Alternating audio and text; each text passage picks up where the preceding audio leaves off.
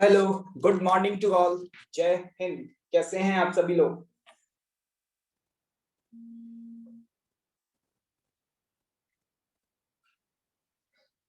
I hope all of you are well and healthy.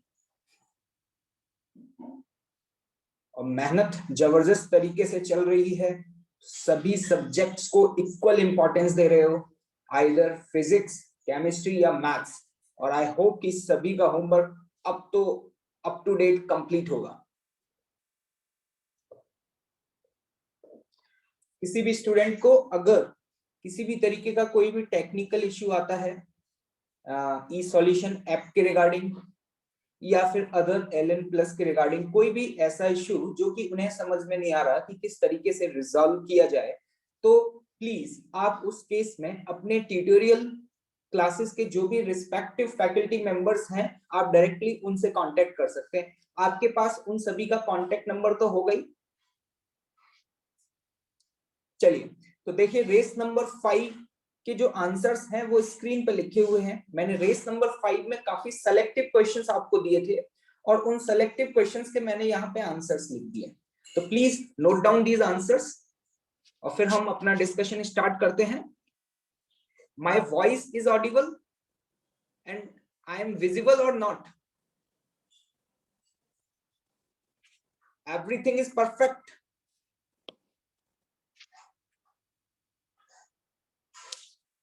Hello, yes, everything is perfect. चलिए, answers I hope आप सभी ने note down कर लिए होंगे। अभी कुछ और भी स्टूडेंट्स हैं जो ज्वाइन कर रहे हैं।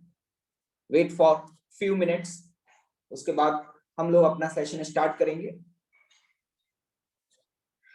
जैसे कुछ स्टूडेंट्स बता रहे हैं कि उनका कुछ टेक्निकल एरर आ रहा है।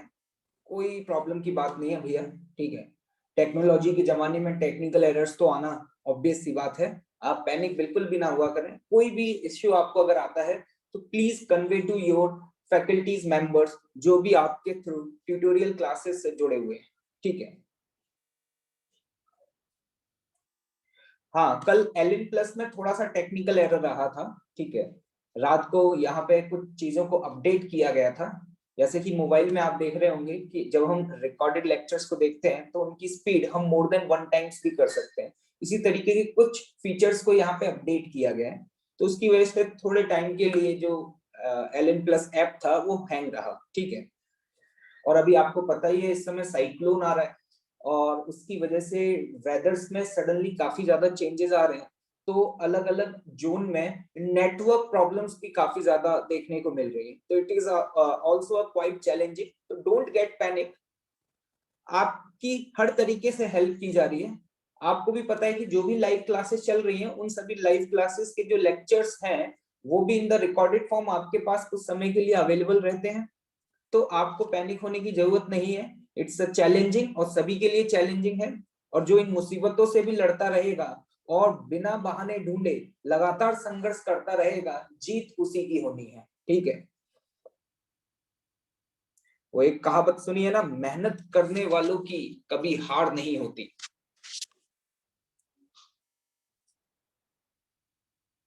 तो आई थिंक ऑलमोस्ट सभी स्टूडेंट्स कनेक्ट कर चुके हैं। तो चलिए अपना सेशन स्टार्ट करते हैं, ठीक है। रेस नंबर 5, 5 क्वेश्चन थे रेस नंबर 5 में। तो उम्मीद कर रहा हूं कि एटलीस्ट कम से कम 3 तो सही किए ही होंगे। क्यों भाई, बहुत आसान रेस थी, बेसिक सी रेस थी। चलिए लेट्स सी, डिस्कशन स्टार्ट करते हैं। यस,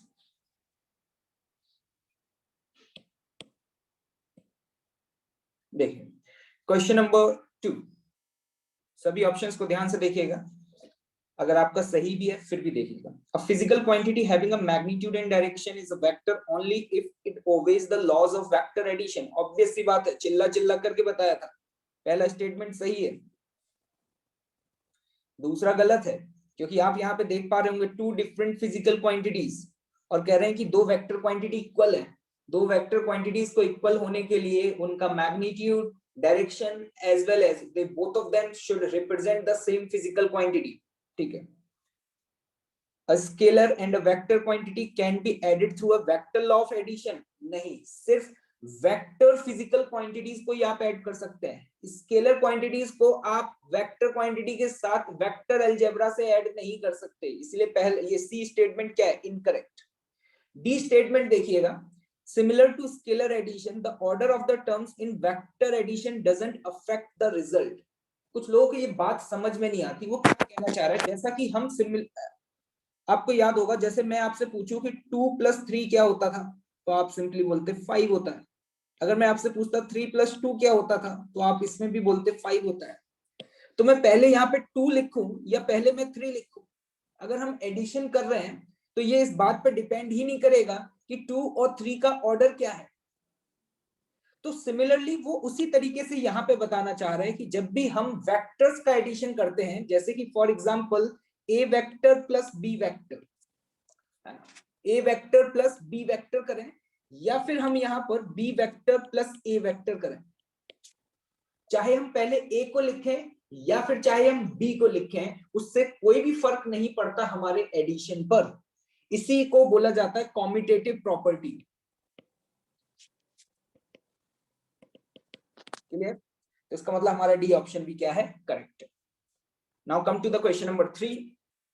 कुछ लोगों ने एक ही ऑप्शन टिक करके आगे बढ़ गए होंगे, और मैंने आप लोगों को बताया था रेस में ऐसा होगा कि आपको ये मेंशन नहीं किया जाएगा कि एक से ज्यादा करेक्ट होंगे या नहीं, आपको हर एक ऑप्शन को फुल इज्जत देकर के चेक करना है, ठीक है।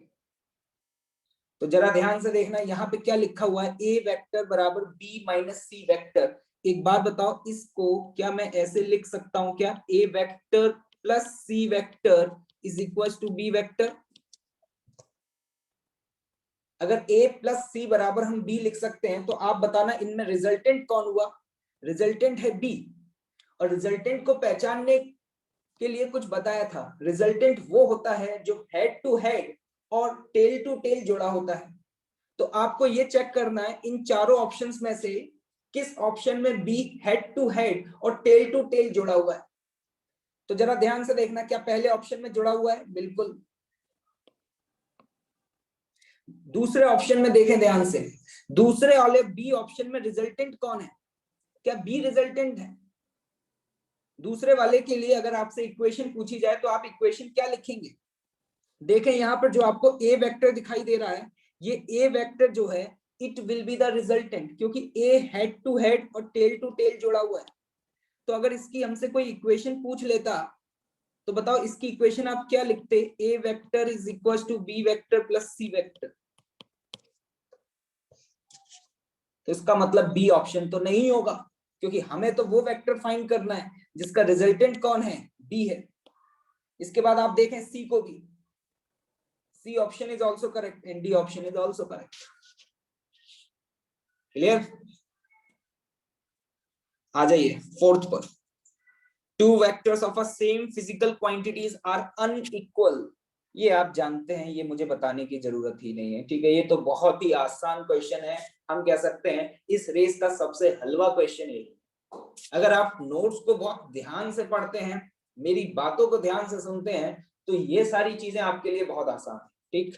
चलिए, तो ये तो आपको डाउट ही नहीं है, ठीक। फोर्थ में किसी को कोई डाउट नहीं, परफेक्ट। अब आ जाते हैं 8th और 9th पर। 8th में तो आपसे ये पूछा गया है कि विच रिलेशन इज डायमेंशनली इनकरेक्ट। तो आपको यहाँ पे क्या करना होगा, आपको लेफ्ट हैंड साइड और राइट हैंड साइड के डायमेंशंस निकालने हैं, और उसके बाद आप उन ऑप्शंस को क्या कर सकते हैं, चेक कर सकते हैं। तो आप बस यहाँ पे डायमेंशंस निकालते जाएं।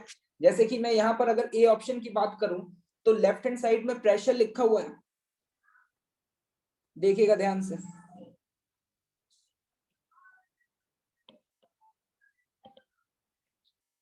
यहाँ पर 8th में ए ऑप्शन की जब हम बात कर रहे हैं, तो प्रेशर का डायमेंशन आप ऑलरेडी जानते हैं, pressure is force upon area, ml की पावर -1 t की पावर -2।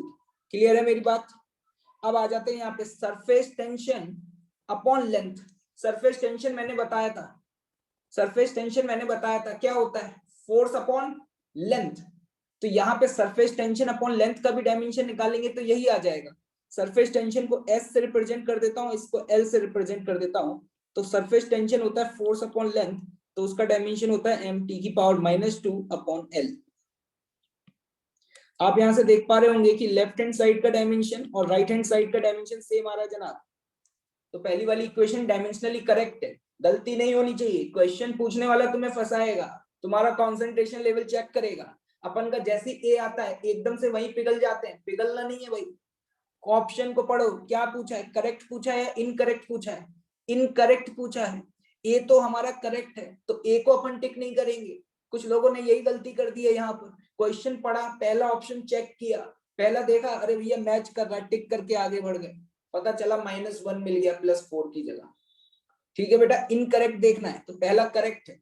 सिमिलरली इसी तरीके से हम आगे के ऑप्शंस को भी चेक कर ही सकते हैं, बहुत आसान सी बात है। एक और ऑप्शन चेक करके बता देता हूँ यहाँ पर, बी वाला। ठीक है, बी वाले ऑप्शन में देखें वेलोसिटी। अब बेटा वेलोसिटी का डायमेंशन तो मुझे लगता है तुम्हें बताने की जरूरत ही नहीं पड़नी चाहिए। और यहाँ पे लिखा है डिस्प्लेसमेंट की पावर 1/2 और एक्सेलरेशन की पावर 1/2। तो देखना डिस्प्लेसमेंट की पावर 1/2 और एक्सेलरेशन की पावर 1/2, एल टी की पावर -2 की पावर 1/2। अब इसको आगे कैसे सॉल्व करते हैं, क्या ये तुम लोगों को आता है? आप यहां से जब सॉल्व करेंगे तो देख पा रहे हैं ये वैल्यू भी क्या आ जाएगी आपकी, एल टी की पावर -1। तो यहाँ पे देख के ही समझ में आ गया कि लेफ्ट हैंड साइड और राइट हैंड साइड के डायमेंशन फिर से हमारे क्या आ रहे हैं, सेम आ रहे हैं। तो कौन सा ऑप्शन इनकरेक्ट आता है यहाँ पर? डी ऑप्शन, बिल्कुल परफेक्ट। तो इसी तरीके से आप आगे भी चेक कर सकते हैं। अब आते हैं क्वेश्चन नंबर 9 पर। क्वेश्चन नंबर 9 बढ़िया क्वेश्चन है, पढ़ के समझ में नहीं आता कि हमें क्या करना है। देखो यहाँ पे पूछा जा रहा है which relation can't be derive dimensionally. हम इनमें से किस रिलेशन को डायमेंशनली ड्राइव नहीं कर सकते। देखो जब भी हमें रिलेशन ड्राइव करना था तो हम कैसे करते थे, जैसे मान लो हमें प्रेशर, फोर्स और एरिया में रिलेशन फाइंड आउट करना है, तो फाइंड आउट करने का तरीका क्या होता था, जल्दी से बताएं। जैसे मुझे नहीं पता कि प्रेशर का फॉर्मूला क्या होता है, मुझे नहीं पता, मैं ये अलग दुनिया से आया हूं, मैंने जीवन में पहली बार सुना कि प्रेशर नाम की कोई चीज होती है, और मुझसे पूछा कि भाई साहब प्रेशर का डायमेंशन बताओ क्या होगा। तो मैं इस तरीके से लिखूंगा कि प्रेशर का जो भी डायमेंशन होगा मुझे नहीं पता, प्रेशर जो है वो फोर्स पर डिपेंड करेगा, तो F की पावर x और A की पावर y, ऐसे लिखूंगा या नहीं जनाब? प्रेशर का डायमेंशन बताओ क्या लिखोगे, m l की पावर -1 और t की पावर -2, प्रोपोर्शनलिटी हटा देंगे। यहाँ पे फोर्स है, फोर्स का डायमेंशन ml t की पावर -2 की पावर x और A की पावर ये है l की पावर y।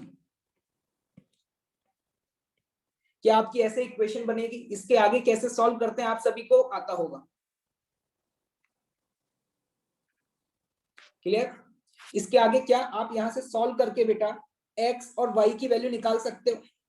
आपके पास 3 इक्वेशंस बन जाएंगी, वहां से सॉल्व करके आपके पास x और y की वैल्यू आ जाएगी। क्लियर मेरी बात?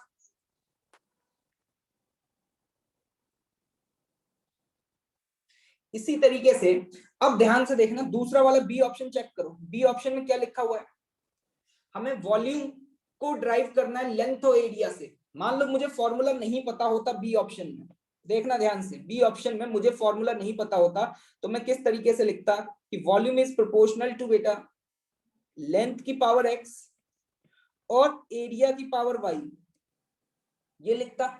अब x और y निकालने के लिए सभी के डायमेंशन लिखने थे, वॉल्यूम का डायमेंशन लिख देता L3, प्रोपोर्शनलिटी हटा देते यहां से, ये आ जाता L की पावर x, एरिया का डायमेंशन क्या होगा L² की पावर y। ठीक है, अब बताओ एक बात, यहाँ पे तुम्हारे सामने क्या इक्वेशन आ रही है, L की पावर x + 2y, क्या ये इक्वेशन आ रही है? और इधर क्या आ रहा है, L की पावर 3। तो जब आप यहाँ पर इक्वेट करेंगे, ध्यान से देखना, इक्वेट करेंगे तो आपके सामने इक्वेशन क्या बनेगी, x + 2y = 3।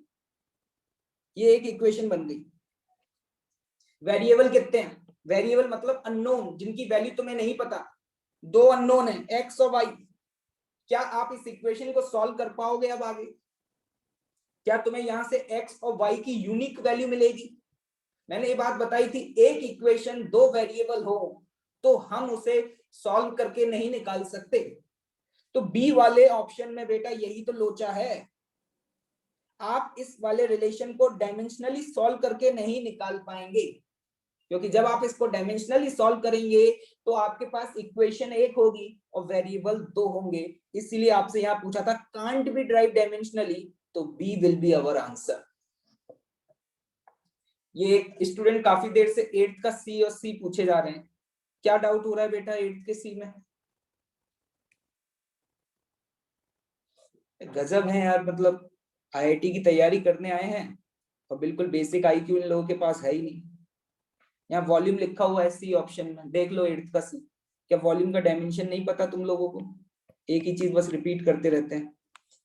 ये देखो, ये हो गया लेफ्ट हैंड साइड का डायमेंशन। यहाँ पे एरिया का स्क्वायर किया हुआ है, याद रखना एरिया का स्क्वायर है, एरिया का स्क्वायर और लेंथ की पावर -1। मैं समझ गया क्या गलती करी है। एरिया का डायमेंशन एल स्क्वायर होता है और उसका भी स्क्वायर है, समझे? ये गलती करी है, गॉट इट? तुम स्क्वायर करना भूल गए हो। एरिया का स्क्वायर मतलब एल स्क्वायर का भी स्क्वायर इंटू एल की पावर -1। तो देखो यहां से भी डायमेंशन ये आ जाता है। ओके, जिन लोगों का 8th का सी आ रहा था ना वो ध्यान से देख लें। उन्होंने गलती क्या करी है कि वो भूल ही गए कि एरिया का स्क्वायर किया गया है।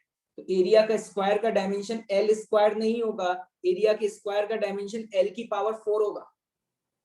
क्लियर? और ये लेंथ की पावर -1, तो यहां से हम चेक कर सकते हैं। तो इसी के साथ हमारी रेस कंप्लीट हो चुकी है, ठीक है। अगर फिर भी आप लोगों को कोई डाउट रह जाता है उसको मार्क कर लीजिएगा, आप ट्यूटोरियल क्लासेस में पूछ सकते हैं, मैं सॉल्यूशन शेयर कर दूंगा, आप उसका सॉल्यूशन देख सकते हैं। चलिए अब आगे बढ़ते हैं। आपको ऑब्जेक्टिव क्वेश्चंस शीट में दो क्वेश्चन दिए थे, 47 और 40, क्या आप लोगों ने कर लिया है?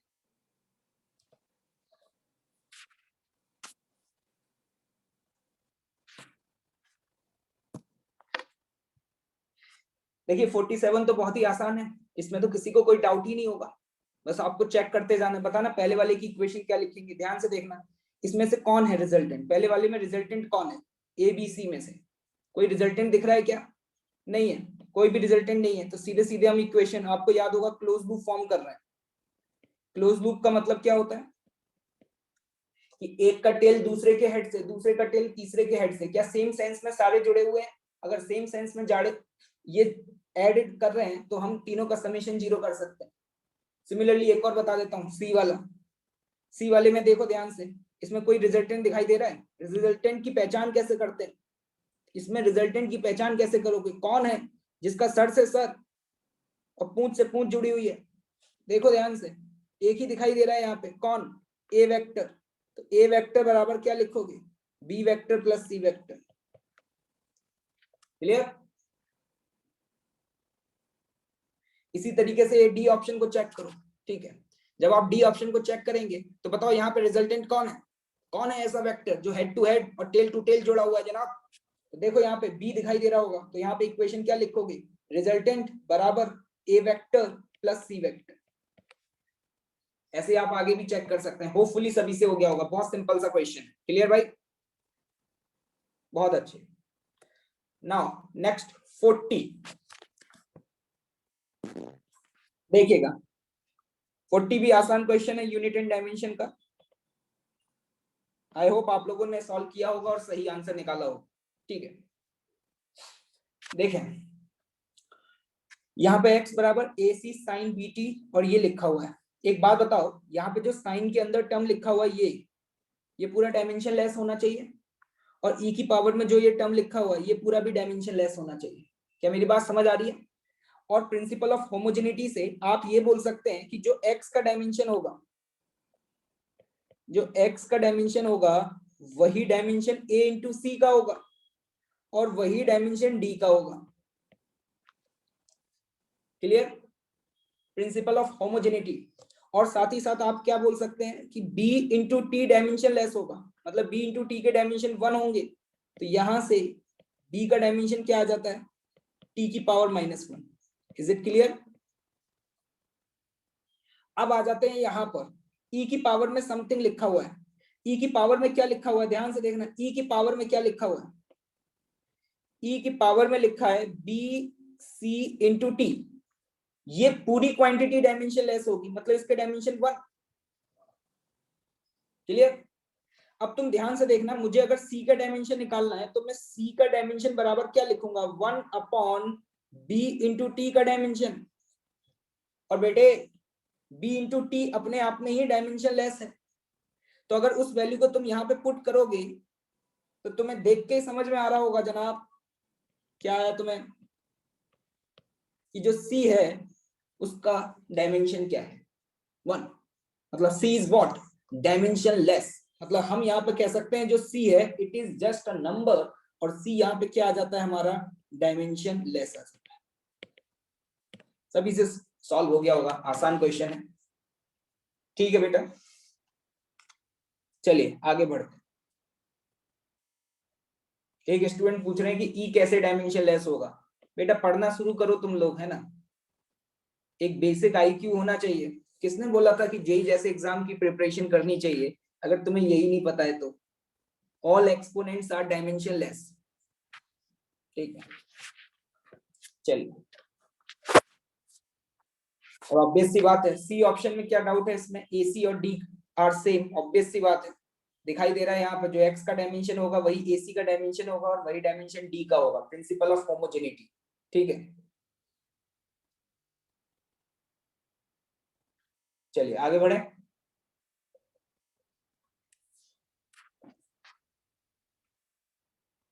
यस, तो एक बार जल्दी से क्विक रिवीजन कर लीजिए। मैं 1 मिनट का समय दे रहा हूं आप लोगों को, जो भी हमने पढ़ाया था उसको फटाफट पढ़ लीजिए।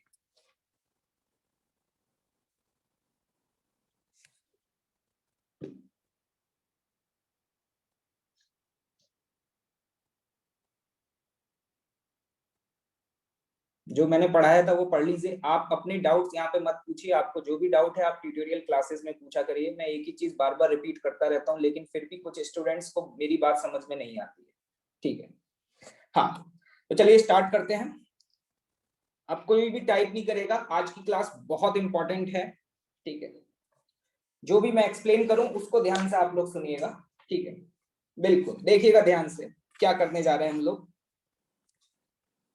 आपको याद होगा उस दिन मैंने आपको triangle rule of vector addition बताया था, और उसमें मैंने बेसिक बेसिक क्वेश्चन सॉल्व किए थे।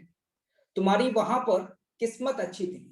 ठीक है, वहां पे किस्मत क्या अच्छी थी, तुमने एक क्वेश्चन जो सॉल्व किया था उसमें एंगल 90 डिग्री आ गया था। जैसे आपको याद होगा, एक 3 न्यूटन इधर था और 4 न्यूटन इधर था, तो आपने यहाँ पे रिजल्टेंट की वैल्यू बहुत आसानी से कैलकुलेट कर ली, क्योंकि यहाँ पर आप पाइथागोरस थ्योरम लगा पाए थे। याद है आपको? एक और क्वेश्चन कराया था जिसमें आपको याद होगा, एक फोर्स इस दिशा में लग रहा था 10 न्यूटन और एक फोर्स इस दिशा में लग रहा था 10 न्यूटन, और इन दो फोर्सेस के बीच में ये एंगल 120 दिया था। तो जब मैंने इस वेक्टर को आगे शिफ्ट किया था तो आपको याद होगा इस वेक्टर को शिफ्ट करने पे क्या हुआ था,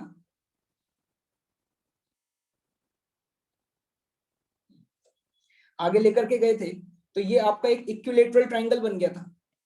ये भी 10 न्यूटन और ये भी 10 न्यूटन, और ये अंदर वाला एंगल हो गया था 60। तो यहाँ पे जो आपने रिजल्टेंट निकाला था वो रिजल्टेंट आप निकाल पाए थे बहुत आसानी से, क्योंकि ये इक्विलेटरल ट्रायंगल बन गया था। लेकिन हर बार तुम्हारी किस्मत इतनी अच्छी हो ऐसा तो जरूरी नहीं है। हर बार तुम्हारी किस्मत अच्छी हो कि तुम्हें राइट एंगल ट्रायंगल मिल जाए, या फिर हम कह सकते हैं कि तुम्हें इक्विलेटरल ट्रायंगल मिल जाए, ऐसा बिल्कुल भी जरूरी नहीं है। तो अब हम यहाँ पर एक जनरल केस देखने जा रहे हैं कि हमारा एंगल कुछ भी दिया हो, हमें कुछ भी एंगल दिया हो, इन दैट सिचुएशन हम रिजल्टेंट का मैग्नीट्यूड और डायरेक्शन कैसे कैलकुलेट करते हैं।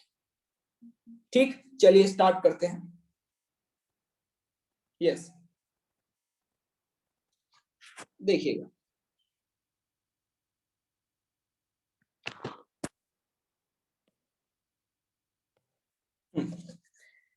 Basically we are going to discuss about the analytical method to find the magnitude and the direction of the resultant of two vectors.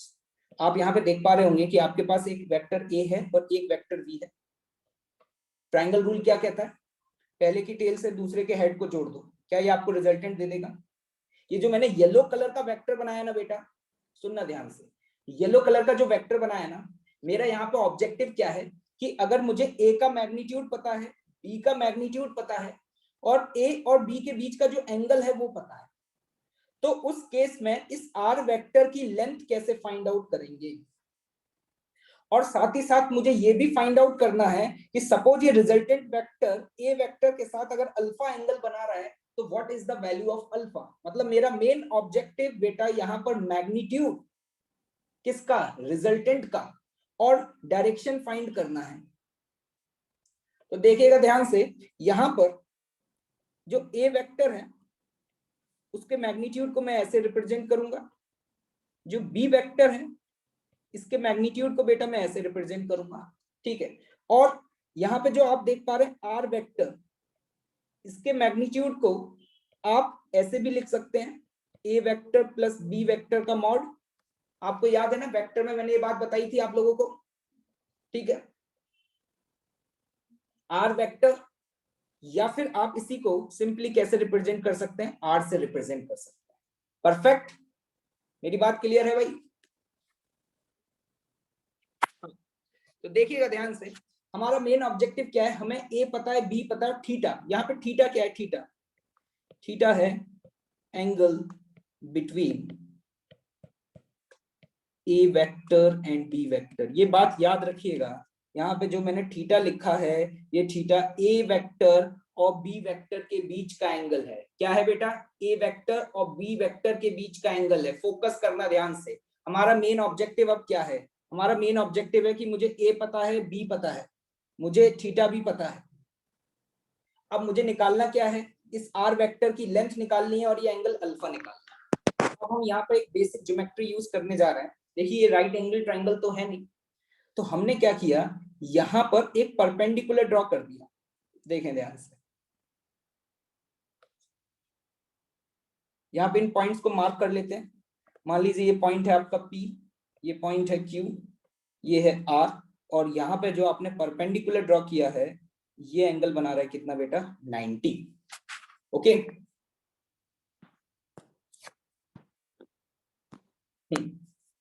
देखें perfect. अब देखना, मैं बात कर रहा हूं in triangle, in triangle RQS। कौन सा ट्रायंगल बेटा? RQS। एक बात बताओ, RQS ट्रायंगल में तुम साइन थीटा की वैल्यू को क्या लिख सकते हो? साइन थीटा बराबर क्या लिखोगे? परपेंडिकुलर, परपेंडिकुलर लेंथ क्या है? QS divided by the hypotenuse. और यहाँ पे हाइपोटेन्यूज जो दिखाई दे रहा है इसकी लेंथ आपको कितनी दिखाई दे रही है? B।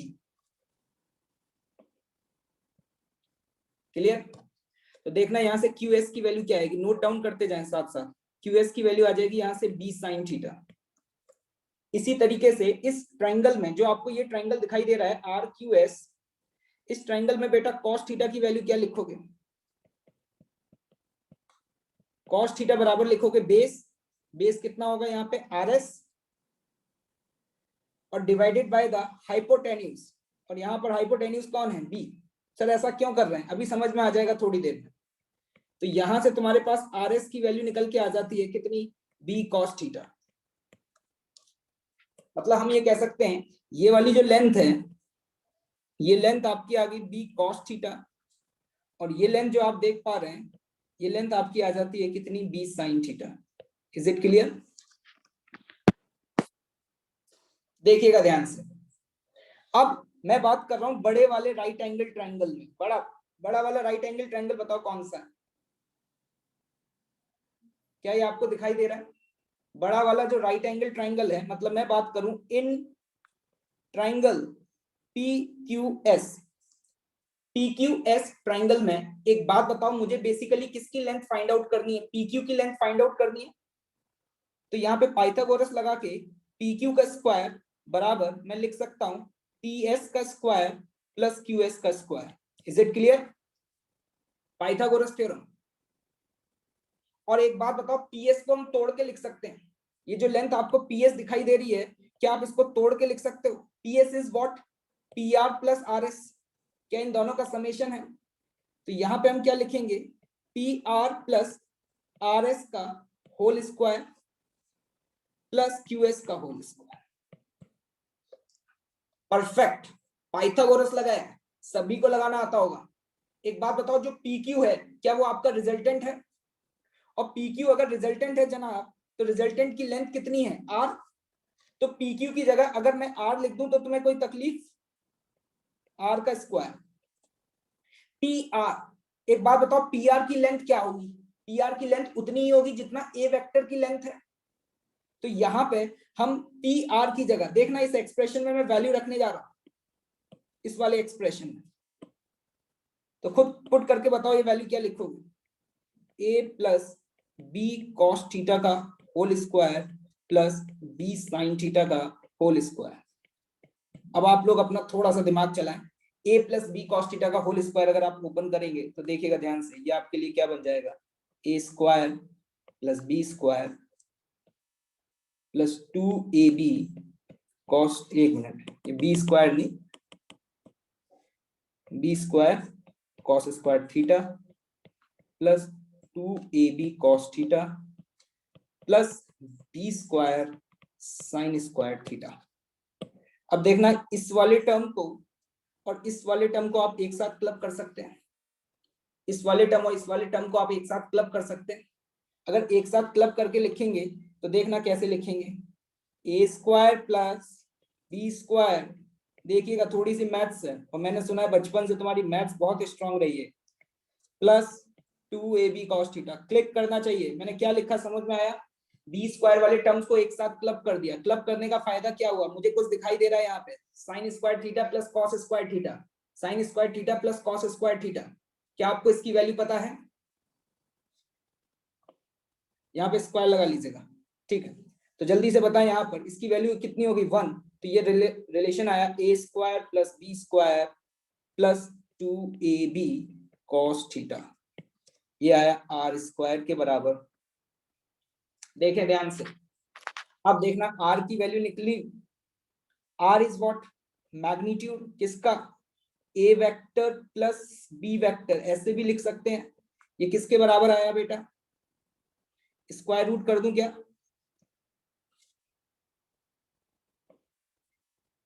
A square plus B square plus 2ab cos theta. One of the most important result जो कि वेक्टर में बहुत ज्यादा यूज होने वाला है। अभी हमने इस फॉर्मूले का डेरिवेशन देखा। डेरिवेशन से हमने निकाला कि अगर दो वेक्टर्स ए और बी, उसके बीच का एंगल, दो वेक्टर्स के बीच का एंगल अगर थीटा है, तो जो रिजल्टेंट है उसकी लेंथ क्या होगी? ये है जनरल फॉर्मूला जो कि हमेशा वैलिड होगा। इसको याद करना है, the square root of A square plus B square 2ab cos theta. देखो ध्यान से, हाँ सागर चौरसिया लिख दिया मैंने, B square sine square theta लिख दिया। देखो ध्यान से, इस फॉर्मूले को जल्दी से फटाफट नोट डाउन करें। One of the most important formula जो कि हम हर केस में रिजल्टेंट निकालने के लिए लगा सकते हैं। Is it clear? देखिएगा डायग्राम। तो हमारा पहला मकसद क्या था? हमारा पहला मकसद था आर निकालना, मतलब इस आर का मैग्नीट्यूड निकालना। अब दूसरा मकसद क्या है हमारा? दूसरा मकसद है बेटा हमारा यहाँ पर अल्फा कैलकुलेट करना। अल्फा क्या है? अल्फा देखो ध्यान से क्या है? Alpha is the angle between, जल्दी से बताओ यहाँ पे, मैं लिख देता हूं। What is alpha? अल्फा क्या है? एंगल किसके बीच का? Angle between R vector, R मतलब कौन? Resultant, and A vector. तो देखो जरा ध्यान से, इस ट्रायंगल को अगर तुम ऑब्जर्व कर पा रहे हो, दिखाई दे रहा है क्या ये ट्रायंगल? इस ट्रायंगल में बताना बेटा जरा tan अल्फा की वैल्यू क्या लिख सकते हो? देखना ध्यान से, आराम से देखना। tan अल्फा की वैल्यू क्या लिख सकते हो? tan अल्फा की वैल्यू लिखोगे परपेंडिकुलर लेंथ कितनी है? b sin थीटा अपॉन ये लेंथ। देखो ध्यान से, तो मैं यहाँ पे वैल्यू लिखने जा रहा हूं, मेरी हेल्प करना फटाफट, मुझे पता है तुम्हारी मैथ्स फास्ट है। tan अल्फा बराबर, ऊपर वाले ट्राइंगल से देख करके समझ में आ रहा होगा, QS अपॉन PS। QS की वैल्यू क्या लिखोगे? b sin theta divided by a plus b cos theta. ये भी एक इंपॉर्टेंट रिजल्ट है जो कि तुम्हें याद करना है। देखना ध्यान से, याद करने का तरीका क्या है? अल्फा किसके साथ एंगल है? अल्फा जो एंगल है वो रिजल्टेंट किसके साथ बना रहा है? ए के साथ बना रहा है। तो अगर ए के साथ एंगल बना रहा है तो लिखने का तरीका पता है क्या होगा?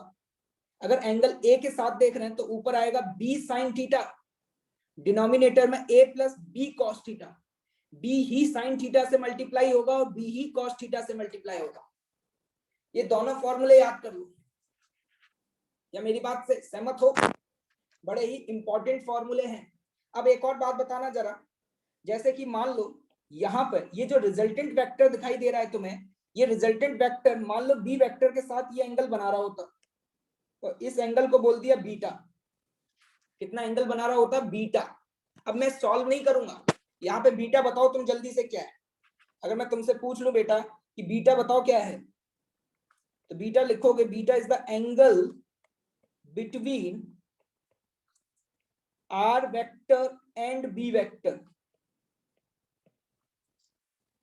तो अब आप डायरेक्टली लिख सकते हैं। अब आप एंगल किसके बीच में देख रहे हैं? पहले आपने आर और ए के बीच में देखा था, अब आप आर और बी के बीच में देख रहे हैं। तो लिखने का तरीका क्या है? यहां जहां जहां पे बी आ रहा है, सुनना ध्यान से, जहां जहां पे बी आ रहा है उसको ए से रिप्लेस कर दो, जहां ए आ रहा है उसको बी से रिप्लेस कर दो। ओहो नहीं आई, बाउंसर है। जल्दी से तुम खुद लिख करके बताओ फॉर्मूला, कॉपी में खुद से लिख करके बताओ कि तुम्हारे हिसाब से tan बीटा की वैल्यू क्या होनी चाहिए।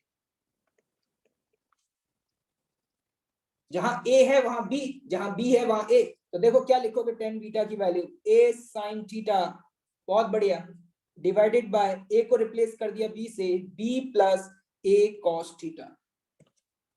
एक फॉर्मूला याद तो दूसरा अपने आप याद। नहीं आया? फोकस करो, फोकस। डेरिवेशन से ज्यादा इंपॉर्टेंट है उसका रिजल्ट, याद रखना। डेरिवेशन से ज्यादा इंपॉर्टेंट है रिजल्ट। tan अल्फा क्या है? Angle between the R and A. क्या ये याद रह पाएगा? आई होप सभी को क्लियर है। परफेक्ट। ये जो मैंने रिलेशन लिखा है, ये रिलेशन आपको याद होना चाहिए। ये वाला फॉर्मूला और ये वाला फॉर्मूला भी तुरंत याद कर लो, क्योंकि आगे के जो भी न्यूमेरिकल्स करेंगे वो इन फॉर्मूलों पे बेस्ड होंगे।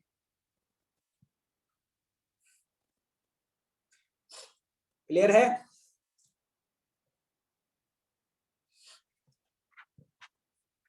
चलिए आगे बात करें। हाँ देखिएगा, एक सवाल आपके लिए मैंने यहाँ स्क्रीन पर रखा हुआ है, देखें दिखाई दे रहा है क्या? दो फोर्सेस हैं, एक फोर्स है 3 न्यूटन और एक फोर्स है 4 न्यूटन। ये है F1 और ये है F2। आपसे सबसे पहले पूछा जा रहा है फाइंड दिस वन। ये क्या है? F1 वेक्टर प्लस F2 का पूरे का मॉड लगा हुआ है। मतलब मुझे क्या फाइंड आउट करना है? Magnitude of resultant. और दूसरा क्या बोला जा रहा है? Angle made by the resultant with a force of 3 Newton. एक बात बताओ, पहले तो रिजल्टेंट क्या होगा? क्या ये तुम्हारा रिजल्टेंट होगा? क्या ये बेटा रिजल्टेंट होगा?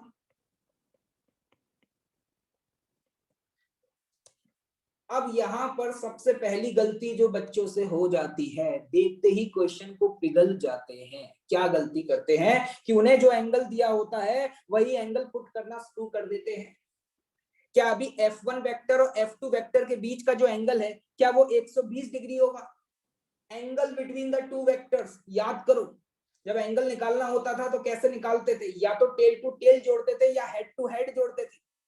यहाँ पे इन दो वेक्टर्स के बीच का एंगल जनाब 120 होगा क्या? सोचो आराम से, दिमाग लगाओ। यहाँ पे इन दो वेक्टर्स के बीच का एंगल कौन सा वाला होगा? 120 या 60? 60 होगा। मैंने जानबूझ के दिया 120, इसलिए कुछ लोगों का आंसर आ रहा है स्क्वायर रूट ऑफ 31, क्योंकि उन्होंने देखा ही नहीं कि एंगल कौन सा है, उनने तो बस वैल्यू पुट करी और आंसर निकालना शुरू कर दिया।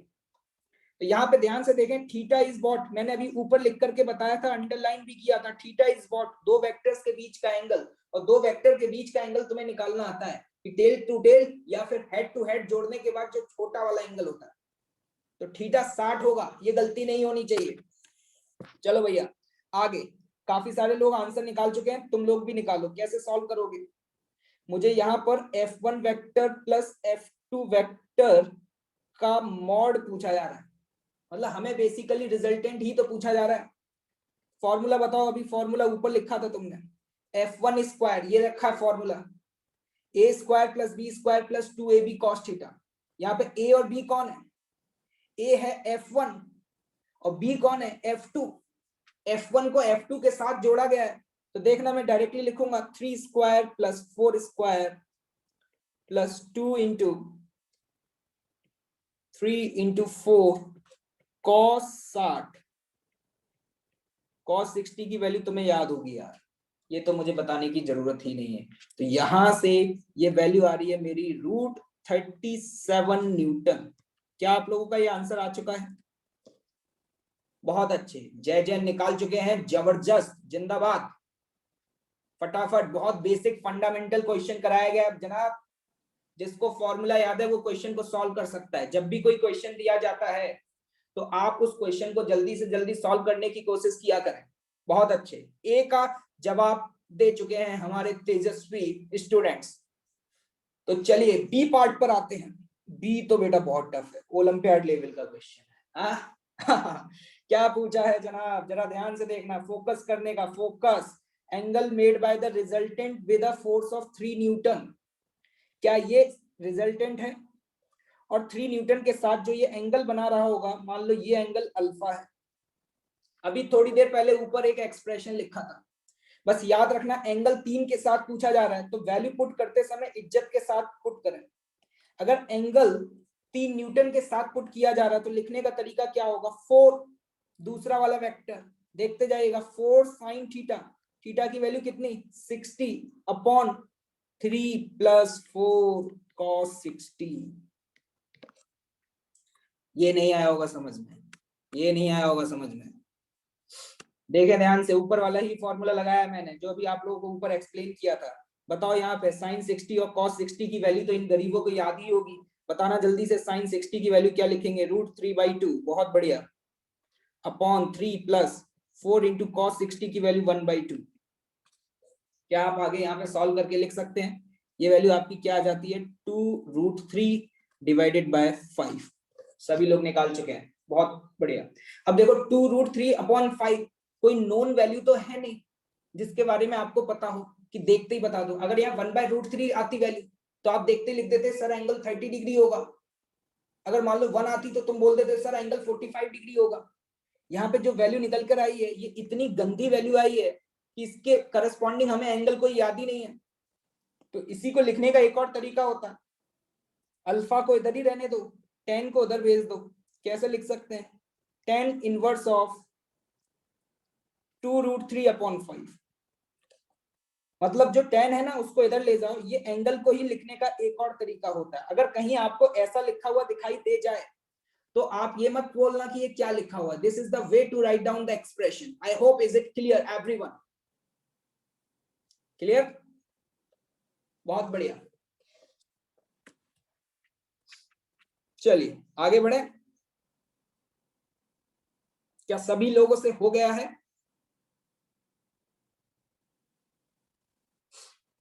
परफेक्ट। चलिए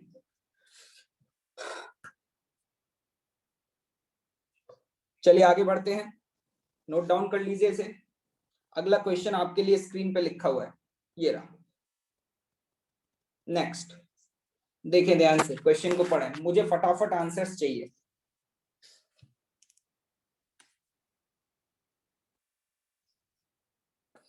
हर्षानंद अब बाद में देख लेना 10B, ठीक है बेटा? अभी आगे क्वेश्चन सॉल्व करो अगला।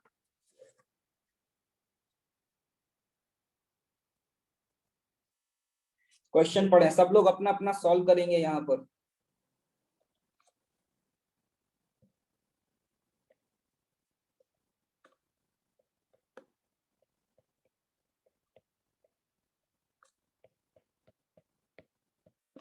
क्वेश्चन को पढ़ के लैंग्वेज को समझना। वेक्टर चैप्टर बहुत आसान है जिसको लैंग्वेज समझ में आ गई।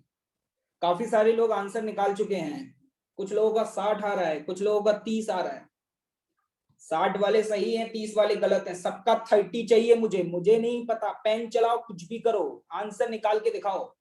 60 डिग्री आंसर है, मैंने बता दिया। और मुझे पता है तुम बहुत जुगाड़ू लोग हो, तुम्हें आंसर पता चल जाए तुम किसी भी क्वेश्चन को सॉल्व कर सकते हो। जिनका 30 आ रहा है वो 30 जोड़ लो, जिसका 45 आ रहा है वो 15 जोड़ लो भाई, लेकिन आंसर निकाल करके बताओ मुझे। एंगल मेरा 60 डिग्री आ रहा है, अब देखता हूं कितने लोग 60 तक पहुंच रहे हैं। फटाफट क्विक।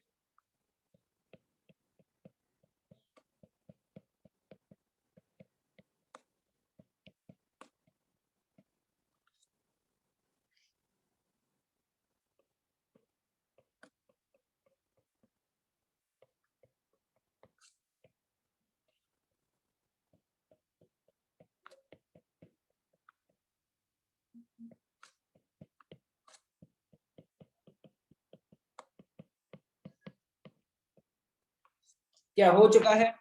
अब तो कर ही लिया होगा। अरे गरीबों, किया या नहीं किया? बहुत बढ़िया। देखें ध्यान से, आपको क्या दिया हुआ है क्वेश्चन में, फटाफट करेंगे 1 मिनट के अंदर क्वेश्चन सॉल्व। 2 वेक्टर हैं और मैग्नीट्यूड 10 न्यूटन ईच, मतलब हम कह सकते हैं 2 फोर्स हैं और दोनों फोर्सेस का जो मैग्नीट्यूड है वो मुझे 10 दिया हुआ है। लेकिन ये फोर्सेस किस एंगल पे लग रहे हैं उसके बारे में मुझे नहीं बताया गया। और साथ ही साथ मुझे यहाँ पे क्या दिया हुआ है कि इनका जो रिजल्टेंट है इन दो फोर्सेस का जो रिजल्टेंट है बेटा वो 10√3 है। तो अब बताना angle between the both vectors, मतलब बेसिकली मुझे F1 वेक्टर और F2 वेक्टर के बीच का एंगल निकालना है। तो हम ये कह सकते हैं इंडिविजुअली दोनों फोर्सेस का मैग्नीट्यूड सेम है। रिजल्टेंट को कैसे लिखोगे? F1 vector plus F2 vector, और इस रिजल्टेंट का मैग्नीट्यूड कितना दिया है जनाब? 10√3। अब क्या करें, क्या इन वैल्यूज को प्रॉपर्ली यहाँ पुट कर दें और स्क्वायर कर देते हैं बोथ साइड में? तो देखना ध्यान से, यहाँ पे 10√3 का होल स्क्वायर बराबर 10 square plus 10 square plus 2 into 10 this is 100 into cos theta. अब तो देखो यार बहुत आसान है, इसको यहाँ ले आओ। यहाँ से जब सॉल्व करोगे तो देखो यहाँ पे तुम्हारी कॉस थीटा की वैल्यू 1/2 आ सकती है। अगर कॉस थीटा 1/2 आ गया तो आपको पता है theta is what? 60 degree. Cos theta की वैल्यू 1/2 किस एंगल के लिए होती थी? 60 डिग्री के लिए होती थी। मतलब मेरा जो आंसर आ रहा है, थीटा तुम्हें ऑलरेडी पता है, मैंने बताया था। थीटा उन दो फोर्सेस के बीच का एंगल था। किसके बीच का बेटा? F1 और F2 के बीच का। तो यही तो पूछा गया है। तो देखो फॉर्मूले का काम है पूरा। पिछले वाले सवाल में आपको दोनों फोर्सेस के बारे में बता दिया था और उन फोर्सेस के बीच का जो एंगल था वो भी बताया था और आपसे ये पूछा गया था। इस बार आपको रिजल्टेंट का मैग्नीट्यूड दे दिया और आपसे एंगल पूछा जा रहा है। क्या मेरी बात आप लोगों को समझ आ रही है? अगर आपको ये वाला एक्सप्रेशन याद है, कौन सा वाला? ये वाले फॉर्मूले जिसको याद है, क्या वो ये वाले प्रॉब्लम्स को सॉल्व कर सकता है या नहीं?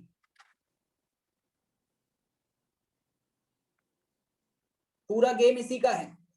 दो वेक्टर का जो रिजल्टेंट है वो क्या आएगा, वो सिर्फ और सिर्फ उन दो वेक्टर के मैग्नीट्यूड पे ही डिपेंड नहीं करता, वो इस बात पे भी डिपेंड करता है कि उन दो वेक्टर्स के बीच का एंगल क्या है, मतलब कॉस थीटा।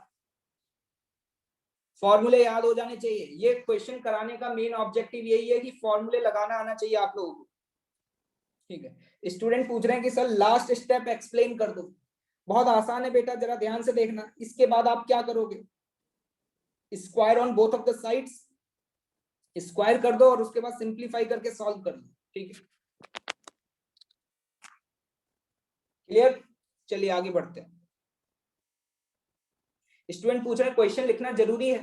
देखो लिखना तो जरूरी है, लेकिन अभी अगर आप किसी कारणवश नहीं लिख पाते हैं टाइम के कंस्ट्रेंट की वजह से, तो आप उसके लिए स्पेस छोड़ दिया करें और जब मैं हैंडआउट शेयर कर देता हूं तो उसके बाद क्वेश्चन को नोट डाउन कर लिया करें।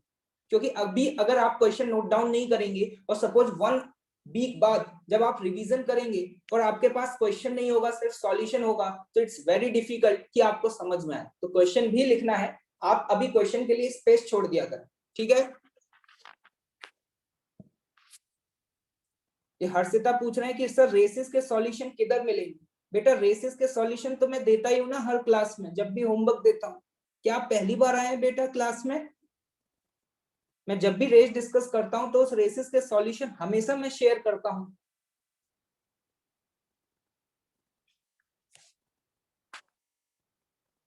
और इसके अलावा जैसे मैंने आज रेस नंबर 5 डिस्कस करी, तो इसका सॉल्यूशन आज मैं हैंडआउट के साथ शेयर कर दूंगा। तो जो भी मैं रेस देता हूं उसका सॉल्यूशन उसके हैंडआउट के साथ शेयर कर दिया जाता है, ठीक है। तो थोड़ा अभी यहाँ पे अटेंटिव रहें, रेसेस पे ज्यादा अटेंटिव ना रहें, अदरवाइज जो इंपॉर्टेंट चीजें वो मिस हो जाएंगी। और मैंने आप लोगों को पहले भी बताया था कि कोई भी डाउट है तो ट्यूटोरियल फैकल्टीज से पूछें। ओके, चलिए मूव ऑन।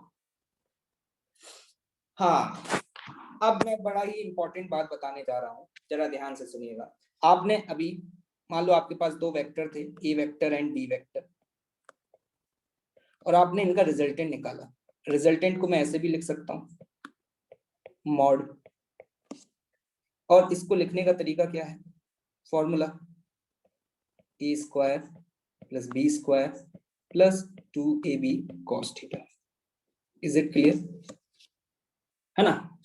और r अगर रिजल्टेंट है तो आप यहाँ पे ये चीज भी लिख सकते हैं, r vector equals to A vector plus B vector. ये दोनों बातें आपको समझ में आ रही है? अगर मैंने इस तरीके से लिखा है तो इसका मतलब है मैं सिर्फ r के मैग्नीट्यूड को रिप्रेजेंट कर रहा हूं, और r का मैग्नीट्यूड ऐसे लिखा जा सकता है, ठीक है। और r दो वेक्टर का रिजल्टेंट है तो वेक्टोरल फॉर्म में हम ऐसे लिखें, ठीक। अब मैं यहाँ पे कुछ स्पेशल केसेस डिस्कस करने जा रहा हूँ। एक बात बताना, जैसे कि मैं तुम्हारे सामने दो वेक्टर बनाता हूँ, एक वेक्टर a, ये रहा, और दूसरा वेक्टर मैंने बना दिया ये b, और इन दो वेक्टर्स के बीच का ये है एंगल थीटा। तो देखो यहाँ पे रिजल्टेंट का मैग्नीट्यूड क्या होगा, वो सिर्फ और सिर्फ ए वेक्टर की लेंथ और बी वेक्टर की लेंथ पे ही डिपेंड नहीं करेगा, वो इस बात पे भी डिपेंड करेगा कि ए और बी के बीच का एंगल क्या है। क्या सहमत हो? आप यहाँ पे ऑब्जर्व कर पा रहे होगे, जैसे कि ये जो बी वेक्टर आपको दिखाई दे रहा है, अगर मैं इस बी वेक्टर को इस तरीके से घुमाना शुरू कर दूं लाइक दिस, क्या कर रहा हूं, ए वेक्टर को कांस्टेंट रखते हुए अगर मैं बी वेक्टर को घुमाना शुरू कर दूं, तो आपको एक बात समझ में आ रही होगी कि जो रिजल्टेंट होगा, क्या उस रिजल्टेंट की मैग्नीट्यूड चेंज होता जाएगा, क्योंकि रिजल्टेंट होगा ये vector.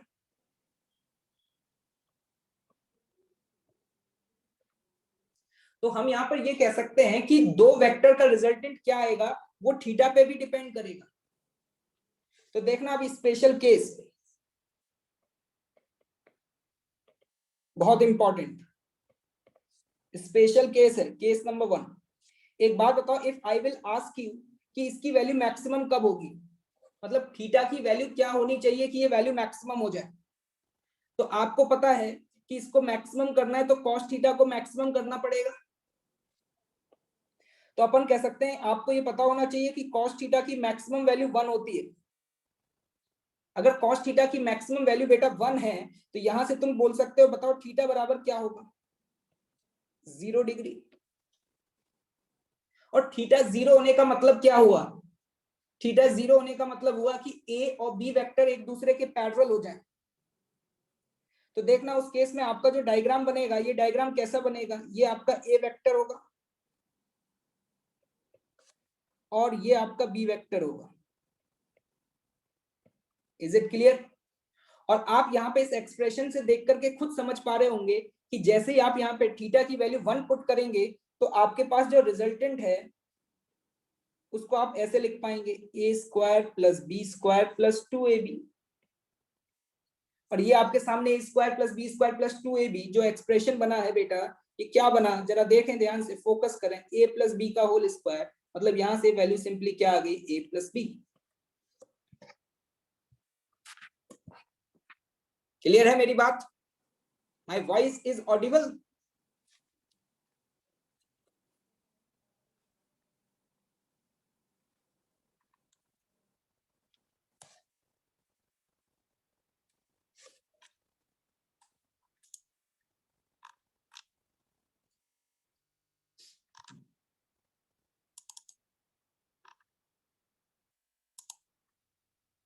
Yes, everything is Audible. तो देखें ध्यान से, तो हमने बोला कि अगर दो वेक्टर्स के बीच का एंगल 0 हो जाए, देखना ध्यान से, एंगल कितना हो गया? 0। 0 सबसे कम एंगल होता है। तो जब एंगल सबसे कम है उस समय रिजल्टेंट की वैल्यू मैक्सिमम आ रही है, और रिजल्टेंट की वैल्यू क्या आ रही है? a plus B. तो यहां पर देखो, एक चीज तो आप ये लिखोगे, आर वेक्टर बराबर तो a प्लस बी होगा ही होगा। लेकिन अगर थीटा की वैल्यू 0 है तो आप कहोगे उस केस में रिजल्टेंट की वैल्यू मैक्सिमम होगी, और ये मैक्सिमम वैल्यू सिंपली क्या होगी? a प्लस बी के बराबर। मतलब a का मैग्नीट्यूड प्लस b का मैग्नीट्यूड, अगर दोनों मैग्नीट्यूड को ऐड कर दें तो रिजल्टेंट मैक्सिमम हो जाएगा। जैसे ये बात मैं हमेशा आपसे बोलता हूं कि आपके जो एफर्ट्स हैं वो एफर्ट्स अगर सेम डायरेक्शन में रहेंगे तो उस केस में रिजल्टेंट अपने आप मैक्सिमम आएगा। तो अगर दो वेक्टर्स के बीच का एंगल 0 होता है तो उस केस में रिजल्टेंट की वैल्यू मैक्सिमम हो जाती है। समझ में आई मेरी बात? ठीक है बेटा, 2ab की वैल्यू 0 नहीं होगी। आप cos थीटा की वैल्यू पुट करेंगे तो cos थीटा की वैल्यू 1 रखोगे ना, यहाँ पर cos थीटा की वैल्यू 1 रखोगे तो ये 2ab बन जाएगा। अब देखना ध्यान से दूसरा केस, अगर मैं आपसे ये पूछूं कि आप मुझे इस वैल्यू को मिनिमम करना है, देखो ध्यान से, इस वैल्यू को मिनिमम करना है, ए और बी को कांस्टेंट रखते हुए थीटा को चेंज कर रहे हैं, तो बताओ मिनिमम कब होगा? जब cos थीटा की वैल्यू -1 होगी। सोचो ध्यान से, cos थीटा की वैल्यू -1 होगी, तो cos थीटा, देखना ध्यान से, cos थीटा -1 कब होता है? ओहो देखो, एक बच्चे बता रहे हैं 90 डिग्री। भैया बहुत सस्ता वाला लेते हो यार तुम लोग। cos थीटा की वैल्यू -1 क्या 90 पर होती है क्या? मुझे लगता है आपको ये बातें याद नहीं है। उस समय जो थीटा है, थीटा, वो थीटा की वैल्यू होनी चाहिए थी 180 डिग्री। देख लेना नोट्स में। अब देखना, अगर थीटा 180 हो गया तो एक बात बताओ, तुम्हारे सामने डायग्राम कैसा बनेगा? ये था ए वेक्टर, और 180 होने का मतलब है कि मैंने वी वेक्टर को 180 डिग्री घुमा दिया। क्या अपन कह सकते हैं कि इस समय ए और बी पैरेलल हैं या एंटी पैरेलल हैं? इस समय ए और बी पैरेलल हैं या एंटी पैरेलल हैं? एंटी पैरेलल हैं जनाब। और रिजल्टेंट अगर लिखोगे तो देखना क्या लिखोगे, फॉर्मूले के अंदर क्या वैल्यू पुट करोगे? A square plus B square plus 2ab cos theta, लेकिन cos थीटा की वैल्यू रखोगे -1, तो ये बन जाएगा तुम्हारे सामने क्या? -2ab, जो कि तुम्हें देख के समझ में आ रहा है ये क्या बन गया तुम्हारे सामने? a माइनस बी का होल स्क्वायर, और यहां से बाहर आएगा a माइनस बी का मॉड। ये मैंने मॉड क्यों लगाया है? क्योंकि हमें नहीं पता कि a बड़ा है या b बड़ा है। ए और बी में से कोई भी बड़ा हो सकता है, लेकिन हमें एक बात समझ में आ गई यहां से देख करके कि जब थीटा की वैल्यू 180 होगी, मतलब जब दो वेक्टर्स के बीच का एंगल 180 होगा, उस समय रिजल्टेंट मिनिमम आएगा, और उस मिनिमम रिजल्टेंट की वैल्यू होगी mod of A minus B. क्यों भाई लोगों, क्या मेरी बात समझ आ रही है? ये मैंने मॉड क्यों लगाया है, क्या कोई बता पाएगा मुझे? यहां पर ये दो मॉड क्यों लगाए गए हैं?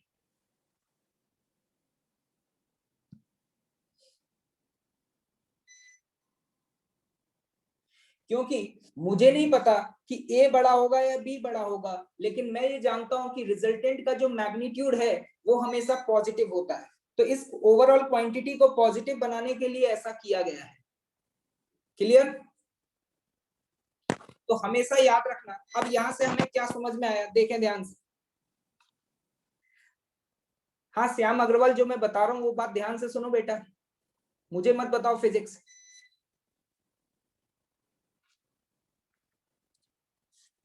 तो यहां से तुमने ऑब्जर्व किया कि ये जो दो केस तुमने ऊपर पढ़े, देखे बेटा ध्यान से, जो मैं बोल रहा हूं उसको ध्यान से सुने।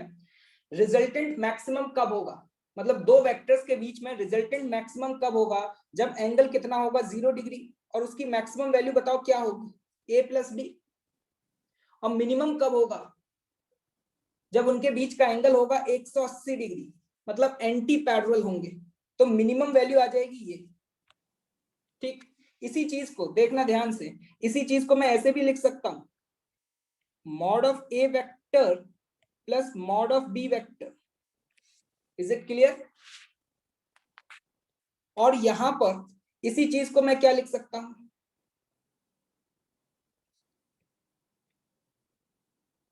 Mod of A vector minus mod of B vector. अगर हम वेक्टर लगा देते हैं ऊपर तो अब यहां से मैं क्या बोल सकता हूं, सुने ध्यान से, मतलब किसी भी रिजल्टेंट की जो वैल्यू है, मतलब हम कह सकते हैं कि किसी भी रिजल्टेंट की जो वैल्यू है वो मैक्सिमम हो सकती है a प्लस बी और मिनिमम हो सकती है a माइनस बी का मॉड। मतलब जो रिजल्टेंट है वो इसी रेंज में लाई करेगा, इसको याद कर लेना। किसी भी दो वेक्टर के रिजल्टेंट की maximum value a plus B और minimum value a minus B. क्या ये याद रहेगा? इसी को देखना लोग कॉपियों में किस तरीके से लिखते हैं, डरावने तरीके से। ये देखना कैसे लिखते हैं इसी को, रिजल्टेंट का मतलब क्या लिखेंगे, A vector plus B vector का मॉड। देखो ध्यान से, ये वैल्यू, ये इसको कैसे लिखेंगे, ग्रेट लेस देन और equal to A plus B और ग्रेटर देन और equal to A minus B. क्या ये याद रहेगा?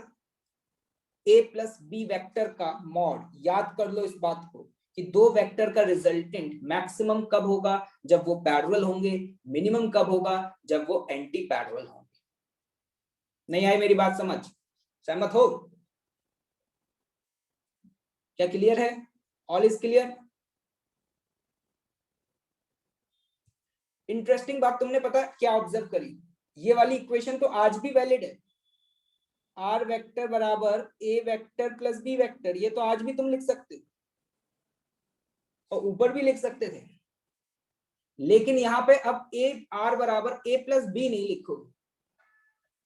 एक और केस, दो स्पेशल केस हम डिस्कस कर चुके हैं, तीसरा स्पेशल केस देखना कि अगर थीटा की वैल्यू पाई बाय 2 हो जाए, मतलब दो वेक्टर एक दूसरे के म्यूचुअली परपेंडिकुलर हो जाए, तो आप जानते हैं अगर थीटा पाई बाय 2 हो गया तो कॉस थीटा की जो वैल्यू है वो हो जाएगी 0,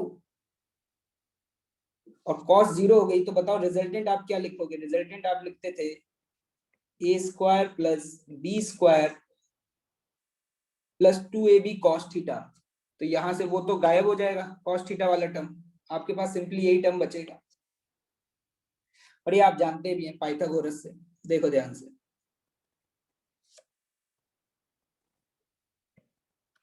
ये ए वेक्टर ये बी वेक्टर, अगर ये दोनों म्यूचुअली परपेंडिकुलर हैं तो रिजल्टेंट आपका ये होगा। अरे होगा या नहीं होगा? और आपको पता है इस केस में भी आप ऐसे लिखेंगे, आर वेक्टर बराबर ए वेक्टर प्लस बी वेक्टर। देखो ये वाली जो आप इक्वेशन लिख रहे हैं ये तो आप हमेशा ही लिख रहे हैं, लेकिन आर का मैग्नीट्यूड बदलता जा रहा है। और ये तो आप जानते भी हैं, अगर एंगल 90 होगा तो आप पाइथागोरस से पढ़ भी चुके हैं, मैंने उसी को उल्टे तरीके से प्रूव कर दिया है। मैंने बस थीटा की वैल्यू 90 रख दी तो आपके सामने पाइथागोरस वाला ही तो रिजल्ट आ गया, आर बराबर square root of A square plus B square. ये तो आप पहले भी करते थे। तो आपने बेटा यहाँ पे एक बात ऑब्जर्व करी क्या, सोचो खुद से, कि जैसे जैसे मैं दो वेक्टर्स के बीच का एंगल बढ़ाता जाऊंगा, मैं क्या बोल रहा हूं, देखना, as value of theta increases, theta is what, angle between the two vectors. एक बात बताओ, जब थीटा की वैल्यू बढ़ रही है तो रिजल्टेंट की वैल्यू बढ़ रही है घट रही है? सोचो आराम से, as the value of theta increases from 0 to 180 degree, सुन लेना ध्यान से, as the value of theta increases from 0 to 180 degree, then magnitude of resultant will decrease. दो वेक्टर्स के बीच में एंगल जितना ज्यादा होगा उसका रिजल्टेंट उतना ही कम आएगा। और सबसे ज्यादा रिजल्टेंट कब आएगा, जब एंगल 0 होगा, आपको खुद पता है, मैं यहाँ पर फाइनल कंक्लूड कर सकता हूं, जब थीटा की वैल्यू 0 होगी उस समय रिजल्टेंट का मैग्नीट्यूड मैक्सिमम होगा। और वो मैक्सिमम क्या होगा, दोनों लेंथ को डायरेक्टली ऐड कर दो। और जब थीटा की वैल्यू 180 होगी तो उस समय क्या होगा, उस समय mod of a minus B होगा। तो आप यहाँ पे देख रहे हैं, जैसे जैसे आप 0 से 180 की तरफ मूव करेंगे, जैसे जैसे आप 0 से 180 की तरफ मूव करेंगे, रिजल्टेंट डिक्रीज होता जाएगा। और ये बात लॉजिकली भी समझ में आनी चाहिए आपको। जैसे कि ये a वेक्टर था और मान लो ये रहा मेरा b वेक्टर, तो देखो अभी रिजल्टेंट क्या होगा तुम्हारा, ये होगा। अब मैं तुमसे कहूं यार इसकी लेंथ सबसे ज्यादा होनी चाहिए, तो इसकी लेंथ सबसे ज्यादा कब होगी, जब ये v वेक्टर जो है इसको पूरा लौटा दे। अगर ये पूरा लोट मार जाएगा तो उस केस में रिजल्टेंट अपने आप ही मैक्सिमम आ जाएगा। तो ये जो मैंने स्टेटमेंट लिखा है, इस स्टेटमेंट को तुमको याद रखना है बेटा, बहुत ही काम की चीज है। कौन सा स्टेटमेंट, ये वाला। क्या आप मेरे साथ पैरेलली नोट डाउन कर रहे हैं?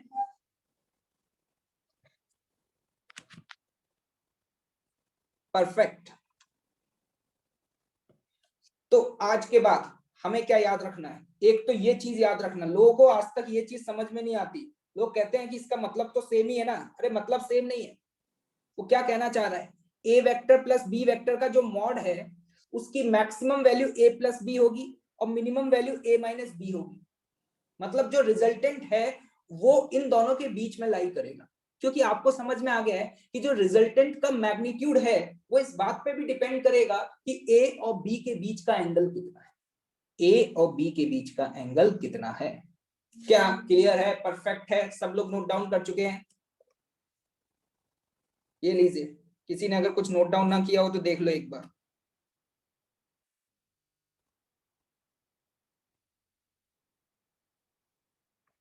अगर एंगल 0 डिग्री है तो उसका मतलब आपको समझ में आ गया होगा वो पैरेलल होंगे, और 180 है तो वो एंटी पैरेलल। आगे बढ़े, ये लीजिए अगला क्वेश्चन आपके सामने रखा हुआ है स्क्रीन पे।